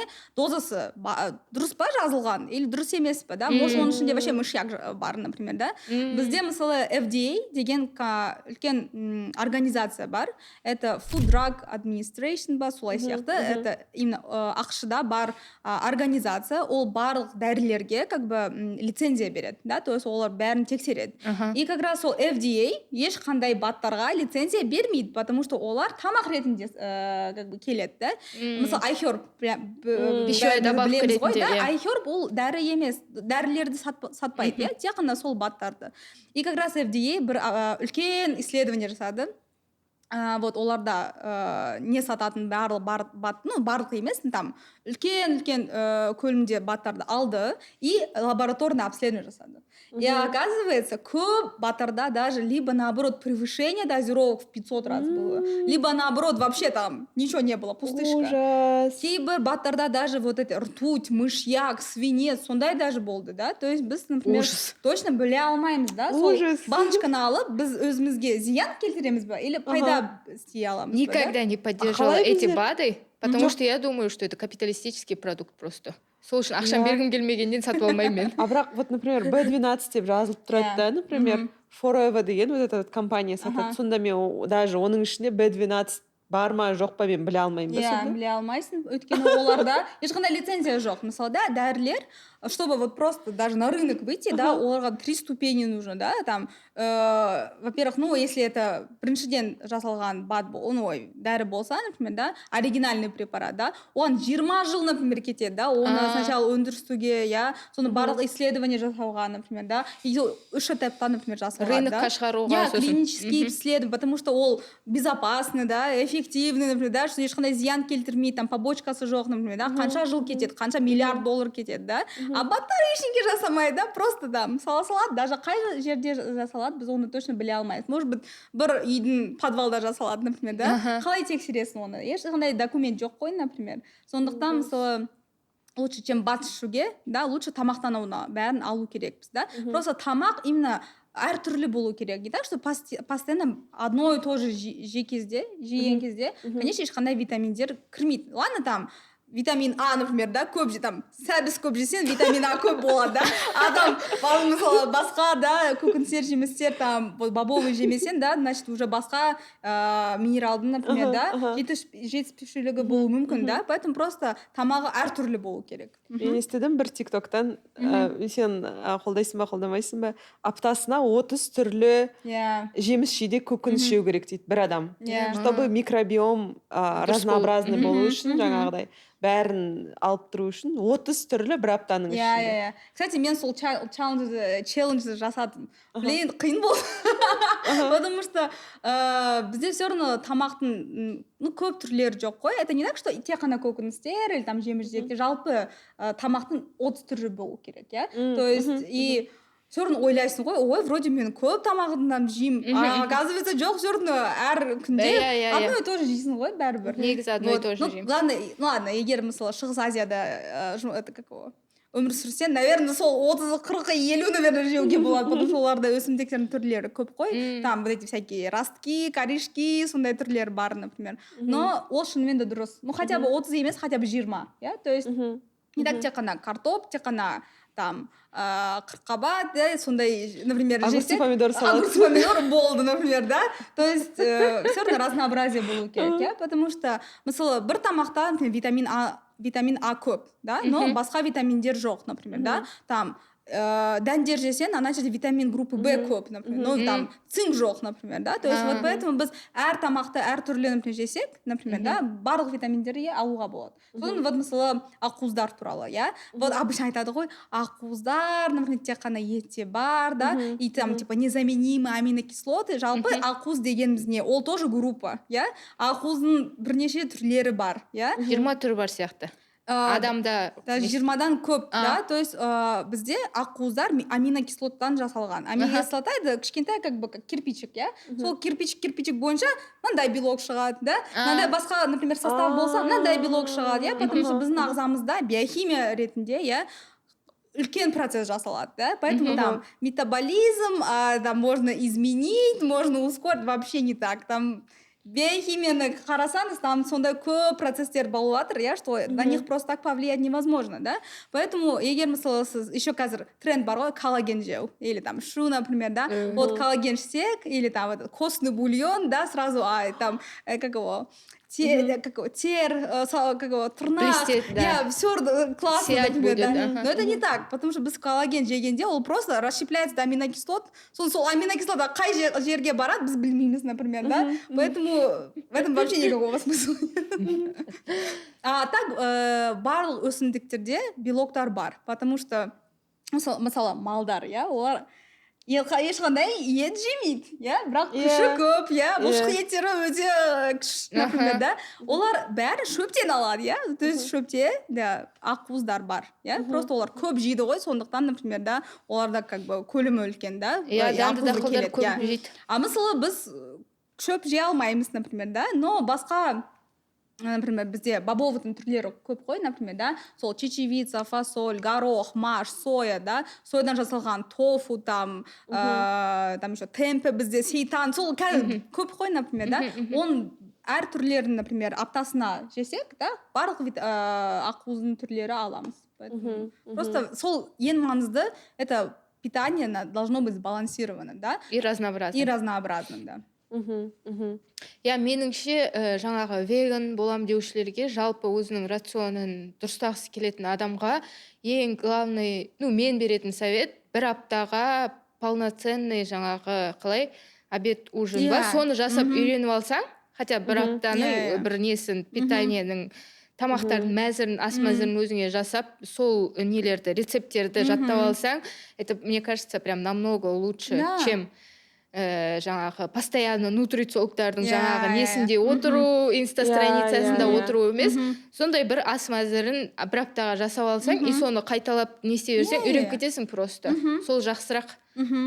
Ну даже вот біздің отбасымызда, иә, біз олар веган емес қой, например, аптасына примерно 10 мысалы, да, блюдо бар ғой, да, сол просто қайталайды, не так, что прям бізде постоянно, да, әртүрлі тамақтар бар, да, ладно, ресторанға барғанда сол әртүрлі тамақты жеуге болады, да, и то құрамы примерно одно и то же ғой, например, да. Я, поэтому бізде де, например, веган ретінде просто егер мысалы қиын болса, например, да, не жеу керек, например, да, действительно просто план питания жасау керек, например, да, или заготовки, сондай бірдеңке, иә, тогда ол оңайырақ болады. Мне кажется, былайда бәрібір тамақ пісіреміз, просто бірінші шаг қиын да, былай, именно привычканы өзгерту, что шауып барып етті алғанша, там, тофуды алу, тофуды қайдан алам, кімнен сатып алам. Менде, например, бір адам бар, бір сатушы бар, который мен білем, зеленый базарда сатады. И мен соған жазам. Айына бір рет мен оған жазам. Галина, пожалуйста, тофу жіберіңізші, курьермен, таксимен деп айтам. 10 килограмм тофу заказ беремін, болды. Маған 10 килограмм? тофу соғым менде. Ничего Ай себе. сайын тофу соғым аламын мен осылай. Мә. Да. Жоқ, бірақ мен келсем, что жалғыз былай тофу рис деп Иә. жейтін адамдар болады, ол да кішкене дұрыс емес сияқты. Конечно. Мен білем, что мен солай өмір сүре аламын, күнде тофу жеп, бірақ мен тырысамын чечевица жеуге, потому что чечевицаның Менде де ішінде тофу рис. темір бар. Сол. Иә. Самый просто ристі Иә, суға пісіресің. База кәдімгі. Вегандардың базасы. Ана не сияқты, ет макарон сияқты, ана Иә, не иә, вегандардың тофу рис. А маған фасоль ұнайды, потому что ол банкада болады ғой, уже пісірген. Ага. Мысалы, уақыт болмаса, мен просто оны ашам. Мысалы, например, И- гарнир болу керек, например, да, там әртүрлі көкөністерді просто қосам, например, да, и солай просто жей беремін, например, да, или Маған банкіде ұнамайды просто фасоль дәмі. Соның қандай бренд деп сұрайын деп едім, потому что көбі тәтті Иә, емес, онша емес. бандюэль дәмді емес. Енді на вкус. Сосын сұрап аламыз деші. Иә. бізде тек қана витамин B12 емес, еще витамин D тоже алу керекпіз, именно добавкамен. Аха, ол не еді? Потому что бізде витамин D, ол тек қана күнмен аламыз, иә? А бізде дефицитный район. Бізде күн аз, например, да, қазір Соның ішінде жазған қазір, ай, да? когда время перевели. И то витамин D алу үшін бізде SPF болмау керек, иә, біздің күн астында 20-30 минут солай жату керекпіз, да? Қай адамда сондай уақыт бар, да? Прям обедте шығып, например, да, солай, например, тұру үшін, да? Поэтому біз витамин D тоже именно добавкамен алу керекпіз. Иә, ол тек вегандарға қатысты емес, Иә, барлығына қатысты. барлығына, иә. Ну, жалпы бізде қоғамымызда культ еды бар, да? То есть адамдар көп, например, мән береді, да, тамаққа. Ну, это Меніңше понятно. мән бермейтін сияқты. Себебі тамақтар дәмсіз, білесіз ба, вообще? Вообще тамақ? дәмсіз. Любой мына Алматының 90% рестораны онша емес тамақ істейді негізі ше. Жоқ, жалпы имеется в виду, что тамақ үлкен, как бы, занимает большое место, например, да, в жизни любого человека, да. Ну, нет человека, который не мог, ну, не питался бы, да, во-первых, ну, просто өмір сүре алмайды, иә. Сосын, мысалы, біз кафеге барамыз, иә, достармен кездесуге, например, да, біз просто так далада отырмаймыз ғой, бәрібір кафеге барамыз, например, да, там, отбасымен, например, да, бір қандай мереке болса, тоже кафеге, ресторанға барамыз, да, то есть тамақсыз ештеңке өтпейді, иә, ну, и понятно, да, но просто бізде именно, вот, бар ғой адамдар, жоқ, мен ешқашан еттен, например, да, не могу отказаться, потому что это вкусно, например, да, то есть олардың сондай аргумент бар, даже егер сен барлық аргументтер айтсаң, например, да, что там жануарлар ретінде, я там экология ретінде, там денсаулық ретінде, оған бәрібір болады, потому что вот ему вкусно и все, да, то есть ештеңке істей алмайды, как будто, например, да, ол жағынан. Вот это тоже, мне кажется, большая проблема, то, что слишком большое внимание вот уделяется именно на вкусу еды, да, вот что это так важно, нам нужно, ну, понятно, еда это дофамин, да, то есть біз, например, просто ішіміз піскенде, например, да, или стресс болғанда, например, да, не істейміз, тамақ жейміз, да, там кухняға барамыз, холодильник ашамыз, так, не бар, например, да, тамақ жейміз, да, то есть ол психология ретінде понятно, да, эволюционно, например, да, бізге миға, например, энергия керек, да, энергия қайдан ала алады, да, именно тамақтан. Просто это именно психология ретінде тоже өзгерту керек. Сол жақтан жұмыс. Оны біздер кішкене айтып шыққан сияқтымыз, это вот sexual politics of meatқа ұқсап тұр сенің ойың. То, что біздер үшін ет жеу, жаңағыдай тамақтану вообще біздің идентичностіміздің жартысы сияқты болып көрінеді, что мен вот ет жесем, мен осындай болмын, мен еттен бас тарта алмаймын, себебі ол менің идентичностима не істейтін. Иә, ана темекі тартатындар сияқты ғой. Темекі тартпаса, бір как будто андай small talk бастай алмайды. Біз қазақпыз ғой, қалай беш бармақ жемейміз. Иә. И соның астында просто қоғамда бір байланыстар жүзеге асады.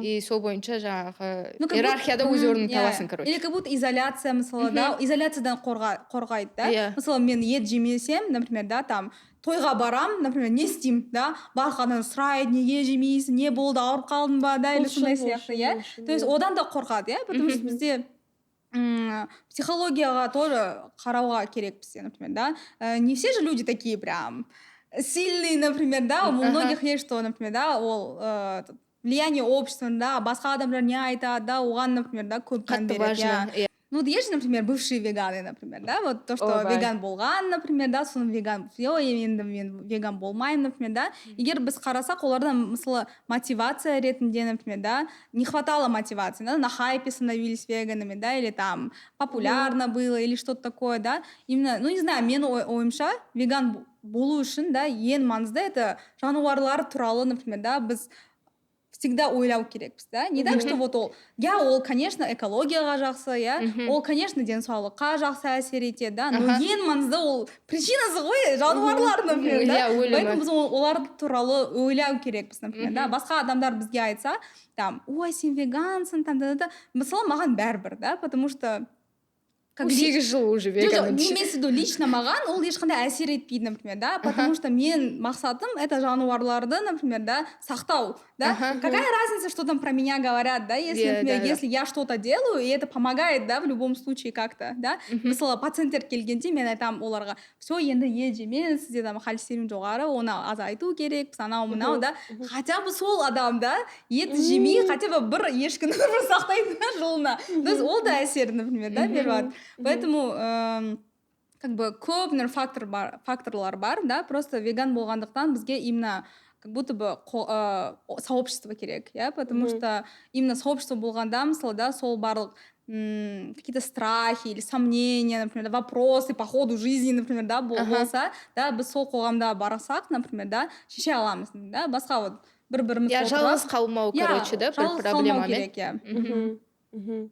Қазақстанға қайтып келгенде осы Қазақстандағы денсаулық мәселелері туралы көп айттық жаңа. Қазақстанда жүрек жүйесінің аурулары өте көп, және де басқа елдерге қарағандарда да өте көп. Үлкен мәселе қазақтар үшін деп айтылған. Сол туралы не айта аласың? Және осыған ұқсас мүмкін тағы басқа қандай именно вот көп кездесетін қандай мәселелер бар, және олар неге байланысты деп ойлайсың? Я ол тек қана Қазақстанда емес, жалпы әлемде, иә, сол өлімнің ең бірінші себебі ол как раз жүйке жүйесінің аурулары, иә. Жүйке емес, жүрек. Ой, жүрек, иә, жүрек жүйесінің аурулары, то есть инфаркт, инсульт, сондай, иә, потому что олар высоко как бы смертельные, иә, солай айта аламыз. И Қазақстанда әрине, потому что бізде как раз сол 30-40 жылдың ішінде, иә, фактор риска көбейді, иә. Ең бірінші это арт салмақ, иә. Екіншісі это давление, да, то, что нормально қадағалмайтын давление, то есть то, что дәрігерге бармайтын. Бізде де ол давление бар, ничего страшного, солай жүре береді, мысалы, да, адамдар, как анемия сияқты и басқа, мысалы, да, аурулар. Қазір, мысалы, мазаламайды и, в принципе, ауырмайды, ну, жүре беремін, мысалы, да. Қан диабет, например, да, потому что өзімен өзі инфаркт просто так не случается, например, да, то есть вот как раз это должны быть годы, например, да, когда вот адамда сол гипертензия болды, қан диабет болды, да, басқа аурулар болды, да, и уже как конец, как итог, я, инфаркт болып кетеді, я. Поэтому оны как раз алдын алу үшін, вот как раз бізге сол бәрін емдеу керекпіз, дұрыс тамақтану керек, например, да, қозғалу керек, потому что денсаулық жалпы, я, ол бір фактор емес, иә, денсаулық вот как раз күнделікті әрекеттен жасалады, иә. То есть вот қалай, например, тамақтанасың, қалай қозғаласың, қалай ұйықтайсың, стресспен қалай, например, да, да, как справляешься со стрессом, да, как раз дефицит бар болса, оны емдеу керек, например, да, созылмалы ауру бар болса, оны компенсацияға, например, да, кіру керек. Иә, соны айтып отырған кезде жаңағы біздер етті де айтып шықтық қой, что ол зиян екенін, бірақ сенің бір момент айтқаның стресс фактор. Біздер оны көп талқыламаған сияқтымыз, бірақ көп жерде сол стресс фактор деген өте үлкен әсер ойнайтын сияқты, және біздер көбінесе врачтар ретінде, біздер деп врачтар ретінде, бірақ жалпы қоғам ретінде біздер соны қатты мән бермейтін сияқтымыз. Бұл деген қайтадан біздерді жүйенің мәселелері деген сияқты сұраққа қайтып әкеледі, бірақ шынымен де білмеймін, мен ойымша бізде стресс өте көп. Әрине, жұмыстан да, финансовый, то, что кредит, да, все давлеет. Иә. Сосын мәдениет жоқ сияқты, стресспен қалай біздер, қалай соның ішінде ер адамдар дейсің. иә әйелдерде хотя бы все біз шығамыз да подружкалармен например да все равно сол сөйлесеміз хотя психологқа баруға например да это не так страшно иә а ерлер мысалы да ештеңе айта алмайды да эмоцияны сақтау керек например да қатал болу керек конечно оларда как раз сол стресс көбейеді иә жиналып сосын например инфарктқа әкеледі иә поэтому ол да например шешілетін мәселелердің бірі негізі иә шешілетін нәрсе просто бізде мәдениет жоқ сияқты да мынау стресс деп атын даже атамайды ғой мен бұрын оқыған кезде типа жаңағы больницаға барасың врачтарға барасың и сол кезде айтады ғой типа ну нельзя стрессовать деп андай бір стресс азайтыңыз иә стресс азайтыңыз деп бір андай қалай дежурный фраза ретінде сияқты айтылады да ол деген сияқты иә дежурный фраза сияқты айтылады да бірақ сен оған не ойлаған кезде менің өзім бұрын сөйтіп ойлайтын едім да қалай стрессті азайтамын мына өмір ғой стрессіз өмір жоқ деген сияқты бірақ біз даже нені стресс деп атайтынын да білмейтін сияқтымыз и сосын оның атын атап түсін түстемегендіктен онымен оны қалай шешетінімізді да білмейміз стрессіз өмірдің даже мне кажется я никак не могу даже до сих пор представить жизнь без стресса типа ну я к этому стремлюсь конечно потому что уже представление появилось бірақ көп осы қоғамдағы жалпы ойлар примерно менікіндей болған сияқты стресстің не екенін білмейді и және оны қалай шешетінін да білмейді мысалы жаңағы әйелдер хотя бы бір-бірімен сөйлесіп шешеді бір-біріне айта алады деген ол да маған стереотип сияқты болып көрінеді потому что ол айтылған иә көп көмектесуі мүмкін бірақ ол стрессті шешуге қалай білмеймін қалай әсер етеді түсінбеймін да просто айту деген енді әйелдердің ішінде де көп нәрсені айта алмайтын адамдар бар ғой просто әйелдердің барлығы просто жаңа сөзбен шеше алатын сияқты қылып көрсеткеннің өзі біртүрлі сияқты ма или ол проблеманың шешімі емес сияқты болып көрінеді да сондықтан сол мәдениет кішкене жетпейтін сияқты оған да ақпарат керек мен өзім білмеймін енді стресспен қалай не істейтін справляться ететін мүмкін сізде бір рекомендация бар шығар ну все равно то что әйелдер өзі бір-бірімен біз сөйлесеміз ол неге көмектеседі да егер даже проблема шешілмесе все равно біз сол проблема туралы айта аламыз хотя бы да не так что ол ішінде просто например да жиналады напряжение шығады бәрібір да или мысалы сен поддержка ала аласың например да там көбінесе стресс қайда болады например да вот жұмыста там оқуда да или там қарым қатынаста например да соның бәрін айтамыз например да и біздің құрбыларымыз хотя бы айтады иә мен сені например да түсінемін иә например менде де солай болады например да ничего страшного давай бәрібір нормально болады да и хотя бы содан біз уже как облегчение аламыз например да и уже басқа көзбен например да біз өзіміздің мәселелеріме қарай аламыз например да действительно фигня неге например да мен соншама көп мән бердім да ничего страшного бәрі например шешіле алады поэтому ол психология ретінде мысалы біз неге психологқа барамыз да психолог например ешқандай саған жауап бермейді ғой вот солай істе и тогда бәрі нормально болады да ол как раз вот сені например тыңдайды и айтады иә ол нормально иә солай өзін сезінуге ол норма иә там это ничего страшного например да сен там не такой неправильный да сондай емес как бы сол ретінде уже облегчение например да болады или мысалы қандай еще бізде ұйқы например дұрыс болмаса ол да стресс мысалы да поэтому бізде ұйқымыз да жақсы болу керек да то есть жақсы уақытлы ұйықтау керекпіз да 8 сағат әйелдерде вообще по последним там 9-10 сағат да ұйықтау керекпіз иә конечно если хронический постоянно недосып да то это же например жиналады например да и как раз уже созылмалы ауруға например тоже ведет, например, да, гипертензия, язва, например, одан да, например, пайда басылуы мүмкін, иә. Поэтому как бы все байланыстырған, иә, не так, что вот если я нормально сплю, например, да, все нормально будет, да, а в это время там энергетики пью каждый день, например, да, темек шегем, например, да, это же тоже надо решать, это я. Я даже неправильно сплю еще. Осыған қосатыным жаңағы сенің айтып отырғаның стрессті біздер қалай шығаратынын білмейміз, қалай істейтінін білмейміз. Ол деген одан да үлкенірек, күрделірек мәселе деп ойлаймын. Біздер өздеріміз біле қоймайтын сияқтымыз адам ретінде. Себебі мен оны түсіне бастаған моментім тек қана өзімде ит пайда болғанда.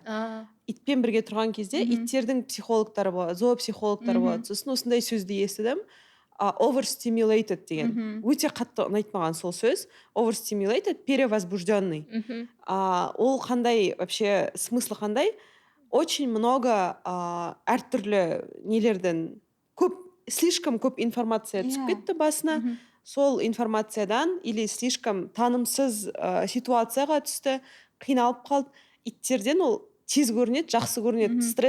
Стресстарын негізі кейбір адамдар ойлайды, что иттер там стресстарын көрсетпейді, қиналғандарын көрсетпейді, бәрін көрсетіп тұрады, түрлерінен көрініп тұрады, просто біздер мән бермейміз. Бірақ мән беріп бастасаң, кәдімгідей анық көріне ма? Анық көрінеді. Иә, например, менің итім слишком көп прогулкада, слишком көп жүріп қойсақ, соның ішінде таныс емес жерден, соның ішінде таныс емес адамдармен, например, 1 сағат, 2 сағат, 3 сағат жүріп қойса, оның уже нервная системасы шыдамай бастайды, ол уже нервный болып бастайды. Нервный болған кезде ол уже маған бүйтіп қарап бастайды, уже құйрығы бүйтіп атады, сосын маған қарайды, сосын жайлап қарайды да, и қолымды бүйтіп, ол тістемейді, бірақ қолымды бүйтіп тістеп бастайды. Сосын біздер қалай істейміз? Бізде конкретный механизм бар. Сол кезде любой полянка, лужайка бір сондай жер табамыз, шөп бар жер, ашық жер, жолдан алыс, сосын поводоктан түсірем и жіберем. И ол өзі біледі, бүйтіп айналып тез жүгіріп алады. 3 круг, 4 круг, 5 круг жүгіріп алады. Сосын бүйтіп шаршайды, сосын кішкене жатады. Басылады сөйтіп. Иә, миы қызып кеткен кезде, денесімен бүйтіп жұмыс жасаған кезде, ол өзін-өзі сөйтіп басады. Саморегуляция, иә, саморегуляция, денесі бүйтіп кішкене тынышталады. И сосын деген қайтадан не істеймін, поводокқа салам, қайтадан кетеміз. Бірақ мен үшін ол хинт, что мен тағы да 3 сағат мынамен жүруім керек емес. Мен үйге алып баруым керек. Сол сияқты біздер өздеріміздің қай кезде миымыз шаршап кеткенін біздер білмей қалатын сияқтымыз. Сосын нервымыз бүйтіп тұрады, а біздер еще ойбай мен қонаққа баруым керек дейміз, қонаққа барамыз. Еще сол кезде біреумен ұрысып қаламыз. Конечно, біз біреумен ұрысып қаламыз, біздер нервныймыз. А если біздер ұрыспай, даже сол жерде overstimulated болып тұрып, сол жерде уже перегруженный болып тұрып, күліп отырсақ, ішімізде сақтасақ, конечно, біз ауырамыз. И сол уже вот сол стресс сияқты. И менің ойымша ол жүйелі түрде осы кезде маған барып үйге барып демалу керек, маған барып ұйықтау керек, маған осыны жеу керек деген сияқты. И біздер жаңағы тамақтану туралы айттың, сен артық салмақ туралы айттың, еще вообще в принципе тамақтың культі туралы сөйледік. Менің ойымша біздер вроде бы тамақтың да культі бар, бірақ біздер не жегіміз келетінімізді көбінесе білмейміз. Мен өзім кезінде РПП-дан жазылып жүрген кезде мен сол сұрақты вообще мен үшін интуитивное питание деген бар. Өзіңнің денемізді, оказывается, біздер тыңдамаймыз. Не жегіміз, шынымен де не жегіміз келіп тұратын көп адам білмейді екен. И соны денемізді тыңдап біліп, миымызды тыңдап біліп, өзімізді тыңдап білу, оказывается, целый вот. Наука тоже. Иә. Короче, өзін-өзі тану деген сабақты оқу керек десең. Негізі біраз адамдарда да спорт мысалы өте жақсы саморегулирующий фактор ғой. Потому что как раз спорт это не только вот біздің бұлшық етімізге, біздің буындарымызға там да жақсы, но и как раз біз спортқа барғанда, біз барлық проблемаларды ұмытамыз ғой, потому что бізде қазір да сол упражнение жасау керекпіз, и спорт ол вообще өте жақсы, ол барлық адамдардың өмірде болу керек, то есть даже сол рекомендация бойынша 150 минут минимум болу керек аптасында. 150 минут это шамамен 2,5 сағат. Сіз оны қалай бөлесің, өзіңіз шешесің. 2,5 сағат. 150 минут. 150 минут деген 2 сағат. 2,5 сағат. 2,5 сағат. Ладно, сен айта бер. Мен что-то түсінбей тұрмын, қалай 150 минут? 20 минут деген 2 сағат қой. 2,5 сағат. То есть ол 2,5. Но это не просто кардио, не то, что просто мысалы біз жүгіру керекпіз там или ходьба, мысалы көп адамдар айтады, жоқ мен жұмыста көп жүрем, там мен вообще отырмаймын. Ну и что, сен сол как бы нагрузкаға уже үйреніп қалдың, да? А сен ағзаға еще басқа упражнение керек, например, да? Барлық бұлшық еттерін, например, да, жұмыс жасау керек, да? Бізге еще баланс, координация, вынос, он бәрін, например, да, тоже бәрімен жұмыс жасау керекпіз. И вот как раз 150 минут это бізде силовые тренировки болу керек, то есть именно біз когда вот качаем мышцы, например, не обязательно сол залға бару или там тренермен, да, даже үйде де оны істеуге болады, да. То есть мен вообще пациенттерге не айтам, да, олар вообще қозғалмайды ғой, например, да, там 60 жасы там апа келеді ғой, например, мен оған я қазір тренажеркаға бар, например, да, там аптасына 3-4 рет барады. Қайдағы тренажерка, да, ол просто хотя бы өзін аулаға шықса уже как бы подвиг, например, да, поэтому мен оларға айтамын, хотя бы 10 минуттан, 5 минуттан бастаңыз, да, 5 минут істей аласыз ғой, например, да, просто жүріңіз хотя бы, сол жүргеннен соң уже, например, оған үйренеді, да, одан да уже көп істей алады, например, да, уже горкаға шыға алады, например, да, уже баспалдақпен көтеруге болады, например, да, уже сосын уже тренировка істей алады, например, да, то есть ол да привычка, например, да. Конечно, егер біз сразу какие-то неисполнимые цели, например, да, адамға айтсақ, все, давай, енді аптасына 5 рет тренажеркаға бар, солай 2 сағаттан занимайся. Да, конечно, қандай адам оны істейді, хиростан алтын алуың керек дейсіз. Поэтому хотя бы бір қадаммен, например, например, да, уже бәрін істей аламыз. Короче, лучше начать, чем ничего не делать. Да, чем ничего не делать, хотя бы бірдеңе істеу керек. Я мен осы бір келісетін ойым, это то, что просто жақында барып бастадым да, кәдімгідей миың күшті демалып қалады екен. Прям жүгірсең бар ғой, кәдімгі бар ғой, андай рахаттанып қаласың, оказывается.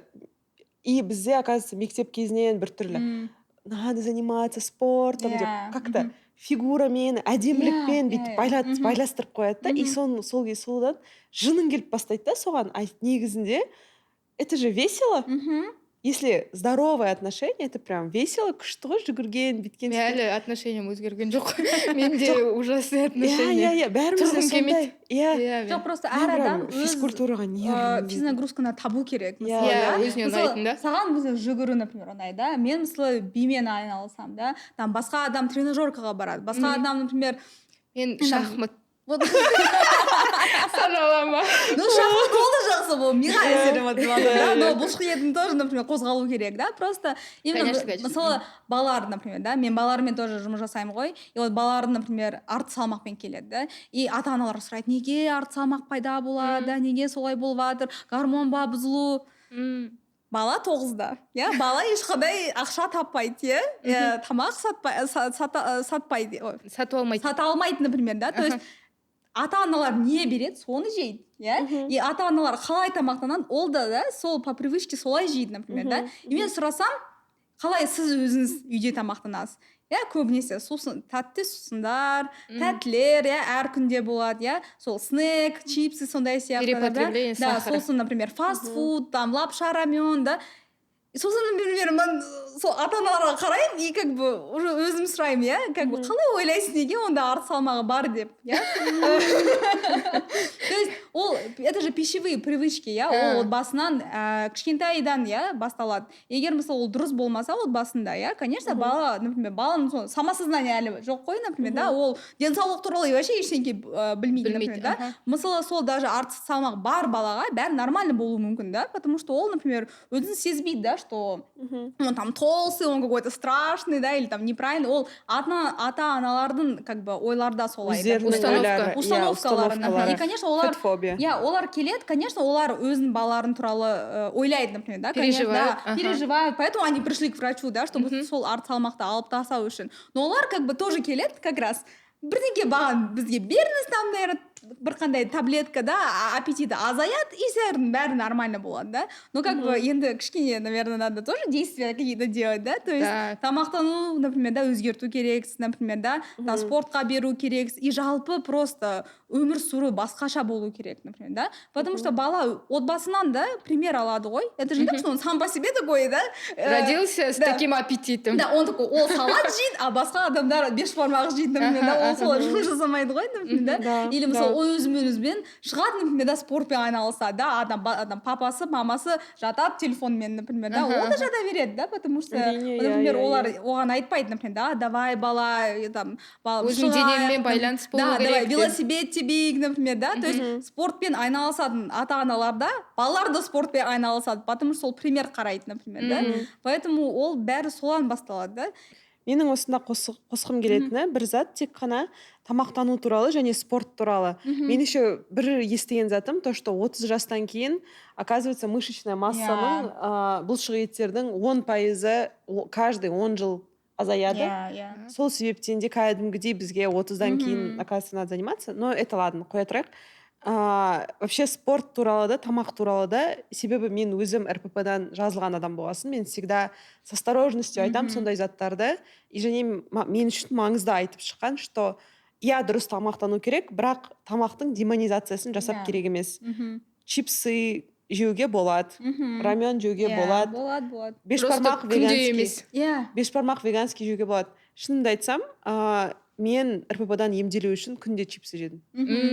Себебі ол мидағы проблема. Если мен мимен өзім запрет беріп қойсам, мен маған крейвинг болып күнде бәрібір жегім келіп тұрады. Запретный тамақ себебі, ол миымыз солай жұмыс жасайды. Мен күнде жедім. Құдайдың құтты күні самый үлкен упаковка чипсыды жедім. 3 ай бойы, кажется. Бір күні мен тұрдым да, чипсы шаршап кеттім. Уже не лезет. Что-то чипсы слишком сладкие ма. И где-то сол 3 ай бойына мен өзім не жегім келеді, соны жеуге рұқсат бергеннен кейін мен өзімді ести бастадым. Жаңағы айтып отырған мәселе, что біздер өзіміз не жегіміз келетінін білмейміз. Өзімізге тек қана рұқсат берген кезде біздер соны ести бастаймыз. Ол дұрыс. Вот мен қазір как бы айттым ғой, иә, вот балалар там чипсы жейді, сосын ішеді, сондықтан олардың бір арты салмағы, например, да, болады. Жоқ, это шынымен де потому что баланс жоқ, например, да, олар көбінесе сол тамақ жейді, например, да, и шынымен де бізде тамақ жақсы және жаман жоқ, иә, то есть тамақ ол тамақ, біз тамақтан энергия аламыз, иә, оның функциясы бірі, иә, энергия алу, просто өліп қалмау. қандай сол тамақтың сапасы, да, ол маңызды, иә, то есть не жейміз әр күнде, например, да, мысалы оны қадағалау үшін бізде мысалы метод тарелки бар. Вот сол метод тарелки маған өте ұнайды, иә, то есть мысалы калорияны санау, да, или қандай тамақ жейсің, да, ол как бы кішкене как раз вот РПП-ға, например, да, кету мүмкін. Без разницы, веган ма, веган емес па, например, да, тем более веган болғандықтан это же ограничения в еде, например, да, то есть, мысалы, бұрын адам, например, да, и так мало ел, да, и так было скудное питание, енді вообще, например, да, білмей қалады, например, да, енді не жеймін, например, да, потому что көбінесе адамдар сұрайды ғой, ет жемесең не жейсің онда. Олардың ойында ет жемесең ешқандай басқа тамақ жоқ, например, да, именно тою үшін, да. Поэтому егер мысалы сондай адам болса, ешқандай ресерч жасамаса, білмесе, например, да, қалай тамақтануға болады, да, и керек. Он как раз РПП-ға, например, айналуы мүмкін.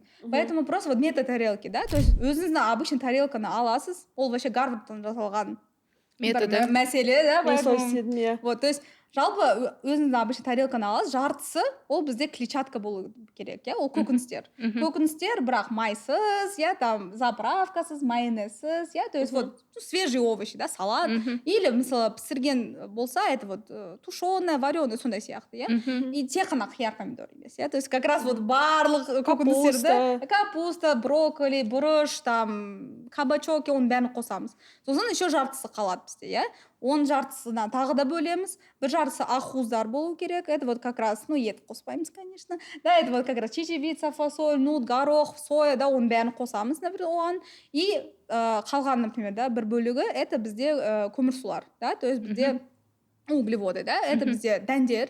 И дәндердің бізде түрлері көп қой. Тек қана гречка, макароны, күріш, да, и все, так айналып кетеміз, например, оларды. Бізде дәндердің түрлері көп, иә, бізде тем более перловка, да, там бурый рис, пшено, ячка, да, сондай түрлері көп қой, например, да, поэтому оларды, например, да, просто өзіміздің рационға қосу керекпіз, да, это не значит, что теперь нужно отказываться, енді күріш жемейміз, да, там макарон жемейміз, просто оны постоянно, например, араластырамыз. Бүгін, например, күріш жейміз, ертең гречка жейміз, сосын, например, пшено жейміз, сосын перловка жейміз, да, и оларды араластырамыз. Егер мысалы сондай болса, 80% рационы солай болса, барлық необходимый витаминдерді, ақуыз, көмірсулар, майларды бәрін аламыз, например, да. И не надо уже думать, ойбай, да, не жеу керек, маған ақуыз жете ма, жетпей ма, например, да, клетчатка нормально жеймін ба, жемеймін ба, да, то есть сондай уже сұрақ бәрі кетеді, да. А уже 20% это как раз, как бы рахатқа керек тамақтар. Для удовольствия. Для удовольствия айтамын ғой, да, то есть это вот как раз снеки, это бізде мучное, напитки, да, это бізде тәттілер, потому что мы это едим не для энергии, біз оларды именно чисто для дофамина, для расслабления, да, Орео дейсің. Орео, да. Поэтому марципановый риттер-спорт. То есть оларды жеу керек, например, потому что действительно бізде запрет болса, запретный плод болғандықтан біз оны постоянно туралы, например, да, ойлаймыз, оны жеуге тырысамыз, да, и потом уже срыв, например, да, и слишком, потом мы опять себя виним, вот этот вот постоянный цикл, например, да, қайталайды. И просто тоже, например, соны жесек, тоже нужно отдавать предпочтение, например, да, тех қана вот орео емес, например, да, бізде жеміс жидектер, я там жаңғақтар, я сосын сухофрукт бар, например, да, егер бірдеңке алсақ, тоже, например, да, чтобы қанты аз, например, да, там сироп, оның бәрін тоже аз болуы мүмкін, например, да, бізде қазір тем более пекарня сондай көп қой, например, да, даже вот бізде хелпис бар ғой, например, да, олар, например, типа ПП веган десерт жасайды ғой, и шынымен де құрамын көрсек, например, да, қанты аз, да, калориясы аз, например, да, и ол более как бы пайдалы болады, например, чем мы съедим, например, тот же самый десерт, да, но более калорийный, например, да. Поэтому қалай не жейміз пайдалы, ой, маңызды, но и қалай жейміз, да, ол да маңызды. Вот денсаулыққа қатысты бір ғана кеңес бере алатын болсаңыз, ол қандай кеңес? Все. Сізге ограничение бірақ кеңес. Бірақ кеңес. Веган болыңыз. Жоқ, шынымен де, мне кажется, жақсы. Классный был совет. Я даже не додумалась что-то. Да. Нет, я хотела вывод сделать такой, что осы әңгіме, бүгінгі әңгіме, да, барлығы маған тағы есіме салды, что